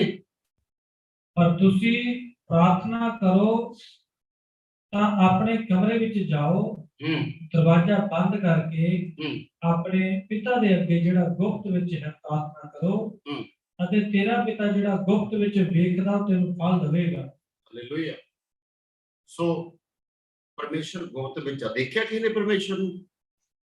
ਨਾਲ ਇੱਕ ਜਗ੍ਹਾ ਦਾ ਵਚਨ ਦੱਸਦਾ, ਕਹਿੰਦਾ ਉਹਦਾ ਕੰਨ ਐਡਾ ਮਤਲਬ ਭਾਰੀ ਨਹੀਂ ਹੈਗਾ ਜਿਹੜੀ ਸਾਡੀ ਆਵਾਜ਼ ਨੂੰ ਨਾ ਸੁਣ ਸਕੇ। ਏਦਾਂ ਹੀ ਆ, ਤੇ ਉਹਦਾ ਹੱਥ ਐਡਾ ਛੋਟਾ ਨਹੀਂ ਹੈਗਾ। ਖੁਦਾ ਦਾ ਵਚਨ ਹੀ ਦੱਸਦਾ ਕਿ ਜਿਹੜਾ ਸਾਨੂੰ ਸੰਭਾਲ ਨਹੀਂ ਸਕਦਾ। ਤਾਂ ਅਸੀਂ ਉੱਚੀ ਦੀ ਬੋਲ ਕੇ ਕਿਉਂ ਸੁਣਾਉਂਦੇ ਪਏ ਹਾਂ? ਹਾਲੇਲੂਇਆ। ਇਹੀ ਪ੍ਰਾਰਥਨਾ ਇੱਥੇ ਨਾਲ ਦੇ ਬੰਦੇ ਮੰਨ ਕੇ ਚਲੋ, ਜੇ ਅਮਰਜੀਤ ਭਾਜੀ ਮੇਰੇ ਕੋਲ ਬੈਠੇ ਆ, ਜੇ ਇਹਨਾਂ ਨੂੰ ਮੈਂ ਕੋਈ ਇਹਦਾ ਮੈਸੇਜ ਦੇਣਾ ਹੋਵੇ ਤਾਂ ਮੈਂ ਬਹੁਤ ਉੱਚੀ ਦੀ ਬੋਲ ਕੇ ਮੈਂ ਦੱਸੂਗਾ। ਹਾਲੇਲੂਇਆ। ਮੈਂ ਹੌਲੀ ਜਿਹੀ ਦੱਸ ਸਕਦਾ, ਅਮਰਜੀਤ ਭਾਜੀ ਆਹ ਫਲਾਣਾ ਕੰਮ ਸੀਗਾ, ਤੁਸੀਂ ਇਸ ਤਰੀਕੇ ਨਾਲ ਇਹਨੂੰ ਕਰੋ। ਕੋਈ ਸੈਂਸ ਬਣਦੀ ਹੈ। ਹਾਲੇਲੂਇਆ। ਜੈਂਟਲਮੈਨ ਪਰਮੇਸ਼ਰ ਸਾਡਾ, ਅਸੀਂ ਬਹੁਤ ਸਪਿਰਿਚੁਅਲੀ ਤਰੀਕੇ ਨਾਲ ਚੱਲਣਾ। ਹਾਲੇਲੂਇਆ। ਕਿੰਨੇ ਐਗਰੀ ਕਰਦੇ ਇਸ ਚੀਜ਼ ਦੇ ਨਾਲ? ਜੇ ਮੈਂ ਤੁਹਾਡੇ ਸਾਹਮਣੇ ਇੱਥੇ ਕਿੱਲ ਕੇ ਬੋਲੀ ਆ, ਮੈਂ ਬਹੁਤ ਉੱਚੀ ਚ, ਖੈਰ ਜਿਹੜੇ ਮੰਦਬੁੱਧੀ ਲੋਕ ਹੋਣਗੇ ਵਿੱਚ ਬੈਠੇ, ਜਿਨ੍ਹਾਂ ਦੇ ਨੈਪੀਆਂ ਲੱਗੀਆਂ ਹੋਣਗੀਆਂ ਜਾਂ ਦੁੱਧ ਦੇ ਨਿਪਲਾਂ ਹੋਣਗੀਆਂ, ਉਹ ਤਾਂ ਜ਼ਰੂਰ ਕਹਿ ਸਕਦੇ ਇਹਨਾਂ ਦੀ ਚੱਲਦਾ ਹੀ ਹੈ ਜੀ ਅੱਧੇ ਬਾਹਰ, ਇਹ ਪ੍ਰਾਰਥਨਾ ਕਰਨ ਦਾ ਸਟਾਈਲ ਹੀ ਹੈ। ਬਟ ਐਸਾ ਨਹੀਂ ਹੈਗਾ, ਇਹ ਰੋਂਗ ਹੈ। ਹਾਲੇਲੂਇਆ। ਸੋ ਆਪਾਂ ਅੱਗੇ ਚੱਲਦੇ ਹਾਂ। ਮੈਂ ਇੱਕ ਭਰਾ ਨੂੰ ਮਿਲਿਆ ਸੀਗਾ ਬੀਤੇ ਦਿਨੀ। ਉਸ ਭਰਾ ਨੂੰ ਮੈਂ ਪੁੱਛਿਆ, ਮੈਂ ਕਿਹਾ ਵੀ ਕੁਛ ਇਹਦਾ WhatsApp ਮੈਂ ਚਲਾਉਂਦਾ ਪਿਆ ਸੀਗਾ, ਉਹਨਾਂ ਦਾ ਇੱਕ ਨੰਬਰ ਸਾਹਮਣੇ ਆ ਗਿਆ। WhatsApp ਦੇ ਉੱਤੇ ਕੀ ਸੀਗਾ, ਸਟੇਟਸ ਲਗਾਇਆ ਸੀ ਫਾਸਟਿੰਗ ਦੇ ਉੱਤੇ। ਮੈਂ ਪਹਿਲਾਂ ਵੀ ਇੱਕ ਵਾਰੀ ਪ੍ਰਚਾਰ ਚ ਜੀ ਬੋਲੀ ਆ, ਉਹਦੇ ਚ ਕੀ ਸੀਗਾ, ਸਟੇਟਸ ਲਗਾਇਆ ਸੀ। ਬਟ ਮੈਂ ਕਿਹਾ, ਮੈਂ ਕਿਹਾ ਬ੍ਰਦਰ ਇਹ ਚੀਜ਼ ਰੋਂਗ ਆ। ਇਹ ਚੀਜ਼ ਕੀ ਆ? ਇਹ ਰੋਂਗ ਆ ਜੀ। ਅੱਜ ਇੰਨੇ ਹੋ ਗਏ, ਅੱਜ ਇੰਨੇ ਹੋ ਗਏ, ਅੱਜ ਇੰਨੇ ਹੋ ਗਏ, ਅੱਜ ਇੰਨੇ ਹੋ ਗਏ। ਮੈਂ ਕਿਹਾ ਚੀਜ਼ ਰੋਂਗ ਹੈ। ਇਹ ਚੀਜ਼ਾਂ ਹਿਡਨ ਦੱਸੀਆਂ ਹੋਈਆਂ ਸਾਨੂੰ ਪ੍ਰਭੂ ਯਿਸੂ ਮਸੀਹ ਨੇ। ਤੁਸੀਂ ਯਕੀਨ ਕਰਿਓ, ਉਸ ਪੇ ਦੇ ਪੁੱਤ ਨੇ ਨਾ ਇੱਕ ਵਾਰੀ ਵੀ ਇਹ ਚੀਜ਼ ਨਹੀਂ ਕਹੀ ਕਿ ਭਾਜੀ ਤੁਸੀਂ ਵਚਨ ਦੇ ਹਿਸਾਬ ਨਾਲ ਸਹੀ ਕਹਿੰਦੇ ਹੋ। ਉਹਨਾਂ ਨੂੰ ਵਚਨ ਵੀ ਦੱਸਿਆ। ਹਾਲੇਲੂਇਆ। ਆਪਾਂ ਵਚਨ ਪੜ੍ਹਦੇ ਹਾਂ, ਮਤੀ 6 ਦੀ 16 ਔਰ 17। ਜਦੋਂ ਤੁਸੀਂ ਵਰਤ ਰੱਖੋ ਤਾਂ ਕਪਟੀਆਂ ਦੀ ਤਰ੍ਹਾਂ ਉਦਾਸੀ ਵਾਲਾ ਚਿਹਰਾ ਨਾ ਬਣਾਓ, ਕਿਉਂ ਜੋ ਉਹ ਆਪਣੇ ਮੂੰਹ ਇਸ ਲਈ ਵਿਗਾੜਦੇ ਹਨ ਕਿ ਲੋਕ ਜਾਣਨ ਕਿ ਉਹਨਾਂ ਨੇ ਵਰਤ ਰੱਖਿਆ ਹੈ। ਮੈਂ ਤੁਹਾਨੂੰ ਸੱਚ ਆਖਦਾ ਕਿ ਉਹ ਆਪਣਾ ਫਲ ਪਾ ਚੁੱਕੇ। ਪਰ ਜਦੋਂ ਤੂੰ ਵਰਤ ਰੱਖੇ, ਆਪਣੇ ਸਿਰ ਉੱਤੇ ਤੇਲ ਲਾ, ਆਪਣਾ ਮੂੰਹ ਧੋ, ਤੂੰ ਮਨੁੱਖਾਂ ਨੂੰ ਨਹੀਂ ਪਰ ਆਪਣੇ ਪਿਤਾ ਨੂੰ ਜਿਹੜਾ ਗੁਪਤ ਹੈ ਵਰਤੀ ਮਾਲੂਮ ਹੋਵੇ, ਅਤੇ ਤੇਰਾ ਪਿਤਾ ਜਿਹੜਾ ਗੁਪਤ ਵਿੱਚ ਵੇਖਦਾ ਹੈ ਤੈਨੂੰ ਫਲ ਦੇਵੇ। ਹਾਲੇਲੂਇਆ। ਇਹ ਗੁਪਤ ਵਿੱਚ ਨੇ, ਇਹ ਚੀਜ਼ਾਂ ਹਿਡਨ ਚ ਨੇ, ਇਹ ਦੱਸਣ ਵਾਲੀਆਂ ਗੱਲਾਂ ਨਹੀਂ ਹੈਗੀਆਂ। ਅੱਛਾ ਉਹਨਾਂ ਨੇ ਨਾਲ ਕਿਹੜੀ ਵਰਸ ਐਡ ਕੀਤੀ ਮੈਂ ਤੁਹਾਨੂੰ ਦੱਸਣਾ ਚਾਹੂੰਗਾ। ਉਹ ਕਹਿੰਦੇ ਨਹੀਂ ਸਾਡੇ ਪਾਸਟਰ ਨੂੰ ਸਾਡੇ ਮਤਲਬ ਆਪਾਂ ਨੂੰ ਮਤਲਬ ਕੀ ਹੈ ਰੈਵਲੇਸ਼ਨ ਹੈ। ਹਾਲੇਲੂਇਆ। ਕੀ ਹੈਗਾ ਇਹ ਰੈਵਲੇਸ਼ਨ ਮਤਲਬ ਭੇਦ ਆ ਉਹਨਾਂ ਨੂੰ ਇਹ ਵਚਨ ਦੇ ਵਿੱਚੋਂ ਇਹੀ ਭੇਦ ਮਿਲਿਆ। ਹਾਲੇਲੂਇਆ। ਮੈਂ ਕਿਹਾ ਇਹ ਕੈਸਾ ਭੇਦ ਆ ਜਿਹੜਾ ਵਚਨ ਤੋਂ ਬਾਹਰ ਆ। ਵਚਨ ਸਾਨੂੰ ਕੁਝ ਹੋਰ ਚੀਜ਼ ਕਹਿੰਦਾ, ਆਪਾਂ ਉਹਦੇ ਆਪੋਜ਼ਿਟ ਚੱਲਦੇ ਪਏ ਹਾਂ। ਸੱਚੀ ਰੌਂਗ ਨਹੀਂ ਹੈਗੀ, ਰੌਂਗ ਆ ਚੀਜ਼। ਪਰਮੇਸ਼ਰ ਕਹਿੰਦਾ ਕੋਈ ਵੀ ਏਦਾਂ ਦਾ ਕੰਮ ਕਰ, ਚਾਹੇ ਤੂੰ ਦਾਨ ਦੇਣਾ, ਚਾਹੇ ਤੂੰ ਵਰਤ ਰੱਖਦਾ, ਤੇ ਚਾਹੇ ਤੁਸੀਂ ਆਪਣਾ ਪ੍ਰਾਰਥਨਾ ਕਰਦੇ ਹੋ, ਤੁਹਾਡੀ ਗੁਪਤ ਵਿਧੀ ਚਾਹੀਦੀ ਹੈ। ਹਾਲੇਲੂਇਆ। ਅੰਦਰ ਚਾਹੀਦੀਆਂ ਸਾਡੇ। ਤਾਂ ਆਪਾਂ ਇਹ ਚੀਜ਼ ਮੈਂ ਉਹਨੂੰ ਕਹਿੰਦੇ, ਉਹ ਕਹਿੰਦੇ ਕਿ ਨਹੀਂ ਏਦਾਂ ਨਹੀਂ, ਉਹ ਘੁਮਾਤੀ ਗੱਲ ਬਹੁਤ ਉੱਪਰ ਦੀ ਘੁਮਾਤੀ। ਕਹਿੰਦੇ ਕਿ ਉਹ ਨਹੀਂ ਇਸ ਕਰਕੇ ਉਹ ਕਰਦੇ ਪਏ ਆਪਾਂ ਕਿ ਉਹ ਵਚਨ 'ਚ ਲਿਖਿਆ ਨਹੀਂ ਹੈਗਾ ਕਿ ਕੁਝ ਦੁਸ਼ਟ ਆਤਮਾ ਜਿਹੜੀਆਂ ਬਗੈਰ ਫਾਸਟਿੰਗ ਔਰ ਬਗੈਰ ਵਚਨ ਤੋਂ ਨਹੀਂ ਜਾਣਗੀਆਂ। ਮੈਂ ਕਿਹਾ ਯਾਰ ਤਾਂ ਪ੍ਰਚਾਰ ਮੈਂਸ਼ਨ ਹੋ ਸਕਦੀ ਹੈ, 1 ਸੈਕਿੰਡ ਦੀ ਤਾਂ ਗੱਲ ਆ ਸਰ ਕਿ ਬਾਕੀਆਂ ਦੇ ਜਿਹੜੇ ਮੂਹਰੇ ਬੈਠੇ ਜਿਹੜਾ ਕੰਨ ਬੰਦ ਆ, ਕਾਨੂੰਨ ਥੋੜਾ ਦਿੱਤੇ ਹੋਇਆ ਕੰਨਾਂ 'ਚ। ਕੋਈ ਇੱਕ ਮੈਂਸ਼ਨ ਕਰ ਸਕਦਾ ਪ੍ਰਚਾਰ 'ਚ ਬੰਦਾ, ਯਾਰ ਪ੍ਰਭੂ ਯਿਸੂ ਮਸੀਹ ਦਾ ਵਚਨ ਕਹਿੰਦਾ ਵੀ ਤੁਸੀਂ ਫਾਸਟ ਰੱਖੋ, ਲੇਕਿਨ ਕੁਝ ਤੁਹਾਡੀਆਂ ਪ੍ਰੋਬਲਮਸ ਏਦਾਂ ਦੀਆਂ ਹੈਗੀਆਂ ਵੀ ਜਿਹੜੀਆਂ ਬਿਨਾਂ ਵਰਤ ਔਰ ਬਿਨਾਂ ਵਚਨ ਤੋਂ ਨਹੀਂ ਜਾਣਗੀਆਂ। ਇੰਨੀ ਕੁ ਗੱਲ ਆ। ਉਹ ਮੈਂ ਕਿਹਾ ਜੀ ਆਪਾਂ ਹਫ਼ਤੇ 2 ਹਫ਼ਤੇ ਇਹੀ ਚੀਜ਼ ਨੂੰ ਰਿਪੀਟ ਕਰੀ ਜਾਂਦੇ ਆ ਦੁਨੀਆ ਦੇ ਵਿੱਚ, ਮੈਂ ਕਿਹਾ ਉਹ ਚੀਜ਼ ਰੌਂਗ ਆ। ਫਿਰ ਤਾਂ ਹੋ ਗਿਆ ਕੰਮ ਤੁਹਾਡਾ, ਬਸ ਪ੍ਰਤੀਫਲ ਮਿਲ ਚੁੱਕਿਆ। ਹਾਲੇਲੂਇਆ। ਸੋ ਇਹ ਸਾਰੀਆਂ ਗੱਲਾਂ ਕਰਨ ਦਾ ਮੇਰਾ ਮਤਲਬ ਇਹ ਆ ਕਿ ਜੋ ਕਰਦੇ ਆ ਸਦੂਕੀ ਔਰ ਫਰੀਸੀ ਜਿਹੜੇ ਸੀਗੇ ਪਹਿਲਾਂ, ਗ੍ਰੰਥੀ ਫਰੀਸੀ ਜੋ ਪਹਿਲਾਂ ਸੀਗੇ, ਇਹ ਉਹ ਚੀਜ਼ਾਂ ਨੂੰ ਕਰਦੇ ਪਏ ਆ। ਇਹਨਾਂ ਦਾ ਜੀਸਸ ਕ੍ਰਾਈਸਟ ਨਾ ਕੱਲ ਮਰਿਆ ਤੇ ਨਾ ਅੱਜ ਮਰਿਆ। ਜਿਹੜਾ ਉਹਦੇ ਵਚਨ ਦੇ ਉੱਤੇ ਚੱਲਦਾ, ਯਿਸੂ ਮਸੀਹ ਉਹਦੇ ਲਈ ਮਰਿਆ ਤੇ ਉਹਦੇ ਲਈ ਆਇਆ। ਹਾਲੇਲੂਇਆ। ਜੀਸਸ ਕ੍ਰਾਈਸਟ ਉਹਦੇ ਲਈ ਆਇਆ ਆ ਜਿਹੜਾ ਇਹਨਾਂ ਵਚਨਾਂ ਦੇ ਉੱਤੇ ਚੱਲਦਾ ਹੈ। ਬਹੁਤ ਜਗ੍ਹਾ ਤੇ ਲਿਖਿਆ ਆਇਆ ਉਹ ਏਦਾਂ ਕਰਦੇ ਸੀ, ਪਰ ਮੈਂ ਤੁਹਾਨੂੰ ਆਖਦਾ ਕਿ ਤੁਸੀਂ ਇਸ ਤਰੀਕੇ ਨਾਲ ਕਰੋ। ਹਾਲੇਲੂਇਆ। ਹਰ ਚੀਜ਼ ਦੇ ਮੋਹਰੇ ਆ ਕੇ ਪ੍ਰਭੂ ਯਿਸੂ ਜੀ ਨੇ ਮੋੜਿਆ ਸਾਨੂੰ, ਤੇ ਉਹ ਏਦਾਂ ਕਰਦੇ ਸੀਗੇ, ਲੇਕਿਨ ਮੈਂ ਤੁਹਾਨੂੰ ਆਖਦਾ ਕਿ ਤੁਸੀਂ ਇਸ ਤਰੀਕੇ ਨਾਲ ਕਰੋ। ਹਾਲੇਲੂਇਆ। ਧਿਆਨ ਰੱਖਣਾ, ਜੇ ਅਸੀਂ ਜੀਸਸ ਕ੍ਰਾਈਸਟ ਦੇ ਵਚਨ ਨੂੰ ਲੈ ਕੇ ਚੱਲਦੇ ਹਾਂ ਤਾਂ ਫਿਰ ਅਸੀਂ ਉਧਾਰ ਪਾਣੇ, ਫਿਰ ਅਸੀਂ ਮੁਕਤੀ ਪ੍ਰਾਪਤ ਕਰਦੇ ਹਾਂ, ਅਦਰਵਾਈਜ਼ ਨਹੀਂ। ਹਾਲੇਲੂਇਆ। ਸੋ ਇੱਕ ਵਚਨ ਮੈਂ ਹੋਰ ਕਲੀਅਰ ਕਰੂੰਗਾ। ਦੇਖੋ ਪ੍ਰਭੂ ਯਿਸੂ ਮਸੀਹ ਕੀ ਕਹਿੰਦਾ, ਮਤੀ 5 ਦੀ 17, 18, 19। ਜਿਹੜੀ ਚੀਜ਼ ਨੂੰ ਨਹੀਂ ਮੰਨਦੇ ਉਹਨਾਂ ਨੂੰ ਦੁਬਾਰਾ ਫਿਰ ਮੈਂ ਰਿਪੀਟ ਕਰਨਾ ਚਾਹੁੰਦਾ, ਜੀਸਸ ਕ੍ਰਾਈਸਟ ਸਾਨੂੰ ਕੀ ਕਹਿੰਦੇ ਪਏ ਆ। ਇਹ ਨਾ ਸੋਚੋ ਕਿ ਮੈਂ ਮੂਸਾ ਦੀ ਵਿਵਸਥਾ ਜਾਂ ਨਬੀਆਂ ਦੇ ਉਪਦੇਸ਼ ਨੂੰ ਰੱਦ ਕਰਨ ਆਇਆ ਹਾਂ। ਮੈਂ ਰੱਦ ਕਰਨ ਨਹੀਂ ਸਗੋਂ ਪੂਰਾ ਕਰਨ ਆਇਆ ਹਾਂ। ਹਾਲੇਲੂਇਆ। ਜੋ ਅਧੂਰਾ ਸੀਗਾ ਉਹਨਾਂ ਦਾ ਕੰਮ ਮੈਂ ਪੂਰਾ ਕਰਨ ਵਾਸਤੇ, ਕੰਪਲੀਟ ਕਰਨ ਵਾਸਤੇ ਆਇਆ ਕਿ ਕਿਉਂ ਜੋ ਮੈਂ ਤੁਹਾਨੂੰ ਸੱਚ ਆਖਦਾ ਹਾਂ ਕਿ ਜਦੋਂ ਤੱਕ ਆਕਾਸ਼ ਅਤੇ ਧਰਤੀ ਟਲ ਨਾ ਜਾਣ, ਵਿਵਸਥਾ ਵਿੱਚੋਂ ਇੱਕ ਅੱਖਰ ਜਾਂ ਇੱਕ ਬਿੰਦੀ ਵੀ ਨਾ ਟਲੇਗੀ ਜਦ ਤੱਕ ਸਭ ਕੁਝ ਪੂਰਾ ਨਾ ਹੋਵੇ। तो जो कोई इन्हां सबना तो छोटे हुक्मां विचों एक दी भी उल्लंघना करे अते इसे तरह दूजियां नूं सिखावे तो स्वर्ग राज विच सबना नालों छोटा कहावेगा, पर जेड़ा उन्हां दी पालना करे अते सिखावे ओ स्वर्ग राज विच महान कहावे। हालेलुया। सो इस वचन ਨੂੰ ਐਕਸਪਲੇਨ ਕਰਨ ਦੀ ਵੀ ਲੋੜ ਨਹੀਂ ਹੈਗੀ, ਇਹ ਬੰਦਾ ਖੁਦ ਹੀ ਸਮਝ ਸਕਦਾ ਕਿ ਪ੍ਰਭੂ ਯਿਸੂ ਮਸੀਹ ਕੀ ਕਹਿੰਦੇ ਪਏ ਆ। ਜੋ ਇਸ ਬਾਈਬਲ ਦੇ ਵਿੱਚ ਲਿਖ ਦਿੱਤਾ, ਚਾਹੇ ਬਿੰਦੀ ਆ, ਏਪੀਐਸ, ਝਾਰੀ ਪਿਆਰੀ, ਜੋ ਵੀ ਹੈਗਾ ਉਹ ਲਿਖ ਦਿੱਤੀ ਆ। ਉਹ ਕਹਿੰਦੇ ਆ ਜੀਸਸ ਕ੍ਰਾਈਸਟ ਕਹਿੰਦੇ ਧਰਤੀ ਵੀ ਟਲ ਸਕਦੀ, ਮਤਲਬ ਆਪਣੀ ਜਗ੍ਹਾ ਛੱਡ ਸਕਦੀ ਆ, ਆਕਾਸ਼ ਵੀ ਆਪਣੀ ਜਗ੍ਹਾ ਛੱਡ ਸਕਦੀ ਹੈ, ਛੱਡ ਸਕਦਾ। ਬਟ ਕਹਿੰਦਾ ਮਤਲਬ ਜਿਹੜਾ ਵਚਨ ਆ ਨਾ ਪਰਮੇਸ਼ਰ ਦਾ, ਇਹ ਅਟਲ ਹੈ। ਇਹਨੂੰ ਤੁਸੀਂ ਹਟਾਇਓ ਨਾ ਇੱਧਰ ਉਧਰ, ਆਪਣੀ ਮਰਜ਼ੀ ਦੇ ਨਾਲ ਤੁਸੀਂ ਹਟਾਇਓ ਨਾ, ਇਹਦਾ ਦੰਡ ਆ ਸਕਦਾ ਤੁਹਾਡੇ। ਹਾਲੇਲੂਇਆ। ਸੋ ਇਹਦੇ ਨਾਲ ਅਮਰਜੀਤ ਭਾਜੀ ਤੁਸੀਂ ਪ੍ਰਕਾਸ਼ ਦੀ ਪੋਥੀ 22 ਦੇ ਆਏ, ਉਹਦੀ 18 ਔਰ 19 ਵੀ ਪੜ੍ਹ ਦਿਓ ਲਾਸਟ। ਪ੍ਰਕਾਸ਼ ਦੀ ਪੋਥੀ ਚੈਪਟਰ 22 ਉਹਦੀ 18ਵੀਂ ਤੇ 19ਵੀਂ। ਮੈਂ ਹਰ ਇੱਕ ਦੇ ਅੱਗੇ ਜਿਹੜਾ ਇਸ ਪੋਥੀ ਦੇ ਅਗੰਮ ਬਾਤ ਦੀਆਂ ਲਿਖਤਾਂ ਸੁਣਦਾ ਹੈ ਗਵਾਹੀ ਦਿੰਦਾ ਹਾਂ। ਜੇ ਕੋਈ ਇਹਨਾਂ ਵਿੱਚੋਂ ਕੁਝ ਵਧਾਵੇ ਤਾਂ ਉਹ ਮਹਾਮਾਰੀਆਂ ਜਿਹੜੀਆਂ ਇਸ ਪੋਥੀ ਵਿੱਚ ਲਿਖੀਆਂ ਹੋਈਆਂ ਹਨ ਪਰਮੇਸ਼ਰ ਉਸ ਉੱਤੇ ਵਧਾਵੇਗਾ। ਹਾਲੇਲੂਇਆ। ਜਿੰਨੀਆਂ ਵੀ ਬਾਣੀ ਚ ਮਹਾਮਾਰੀਆਂ, ਜੇ ਕੋਈ ਘਟਾਣ ਕੋਈ ਵਧਾਉਣ ਦੀ ਕੋਸ਼ਿਸ਼, ਕੋਈ ਬੰਦਾ ਕਹਿੰਦਾ ਨਾ ਕਿ ਮੈਨੂੰ ਏਦਾਂ ਰੈਵਲੇਸ਼ਨ ਬਚਨ ਤੋਂ ਮੈਨੂੰ ਆਹ ਭੇਜਦਾ, ਨਹੀਂ ਅਸੀਂ ਏਦਾਂ ਕਰਦੇ, ਸਾਡੇ ਪਾਪਾ ਨੇ ਏਦਾਂ ਕਿਹਾ ਤਾਂ ਸਾਡੇ ਪਾਸਟਰ ਨੇ, ਸਾਡੇ ਪੌਤਰਨ ਨੇ, ਬਿਲਕੁਲ ਰੋਂਗ ਚੀਜ਼ ਆ। ਬਚਨ ਤੋਂ ਅਗਰ ਗਲਤ ਹੋ ਕੇ ਕੋਈ ਬੰਦਾ ਵੀ ਤੁਹਾਨੂੰ ਸਮਝਾਉਣ ਦੀ ਕੋਸ਼ਿਸ਼ ਕਰਦਾ ਤਾਂ ਮੈਂ ਕਹਿੰਦਾ ਬੀ ਅਲਰਟ, ਬੀ ਕੇਅਰਫੁਲ, ਥੋੜਾ ਦੇਖੋ, ਬਚਨ ਨੂੰ ਪੜ੍ਹਨਾ ਖੁਦ ਸ਼ੁਰੂ ਕਰੋ। ਹਾਂਜੀ, ਅਤੇ ਜੇ ਕੋਈ ਸਗਮ ਬਾਗ ਦੀ ਪੋਥੀ ਦੀਆਂ ਲਿਖਤਾਂ ਵਿੱਚੋਂ ਕੁਝ ਘਟਾਵੇ ਤਾਂ ਜੀਵਨ ਦੇ ਵਿੱਚ ਤੋਂ ਅਤੇ ਪਵਿੱਤਰ ਨਗਰੀ ਵਿੱਚੋਂ, ਅਰਥਾਤ ਉਹਨਾਂ ਗੱਲਾਂ ਵਿੱਚੋਂ ਜਿਹੜੀਆਂ ਇਸ ਪੋਥੀ ਵਿੱਚ ਲਿਖੀਆਂ ਹੋਈਆਂ ਹਨ, ਪਰਮੇਸ਼ਰ ਉਹਦਾ ਹਿੱਸਾ ਘਟਾ ਦੇ। ਹਾਲੇਲੂਇਆ। ਸੋ ਇਹ ਜਿਹੜੇ ਵਚਨ ਹੈਗੇ ਆਪਣੇ ਆਪ ਦੇ ਵਿੱਚ ਬਹੁਤ ਵੱਡੇ ਨੇ। ਜਦੋਂ 22 ਅਧਿਆਏ ਲਾਸਟ, ਜਦੋਂ ਬਾਈਬਲ ਨੂੰ ਕੰਪਲੀਟ ਕਰਨਾ ਸੀ ਨਾ, ਖੁਦਾ ਦੇ ਆਤਮਾ ਨੇ ਯੂਹੰਨਾ ਜੀ ਨੂੰ ਪ੍ਰਕਾਸ਼ਨ ਜਿਹੜਾ ਦਿੱਤਾ, ਤੇ ਉੱਥੇ ਆ ਕੇ ਖੁਦ ਇਹ ਚੀਜ਼ਾਂ ਖੁਦਾ ਨੇ ਆਤਮਾ ਨੇ ਮੈਂਸ਼ਨ ਕਰਤੀਆਂ ਲਾਈਨਾਂ ਦੇ ਵਿੱਚ। ਹਾਲੇਲੂਇਆ। ਕਿ ਕੋਈ ਵੀ ਮਨੁੱਖ ਇਸ ਵਚਨ ਦੇ ਵਿੱਚੋਂ ਕੋਈ ਘਟਾਣ ਕੋਈ ਵਧਾਉਣ ਦੀ ਕੋਸ਼ਿਸ਼ ਨਾ ਕਰੇ।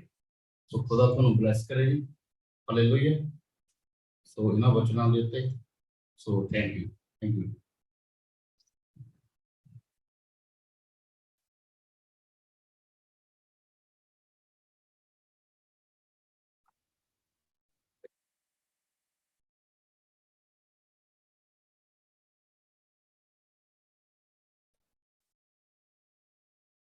ਥੈਂਕ ਯੂ ਬ੍ਰਦਰ ਸੁਰਜੀਤ, ਪ੍ਰਭੂ ਤੁਹਾਨੂੰ ਆਸ਼ੀਸ਼ ਦੇ।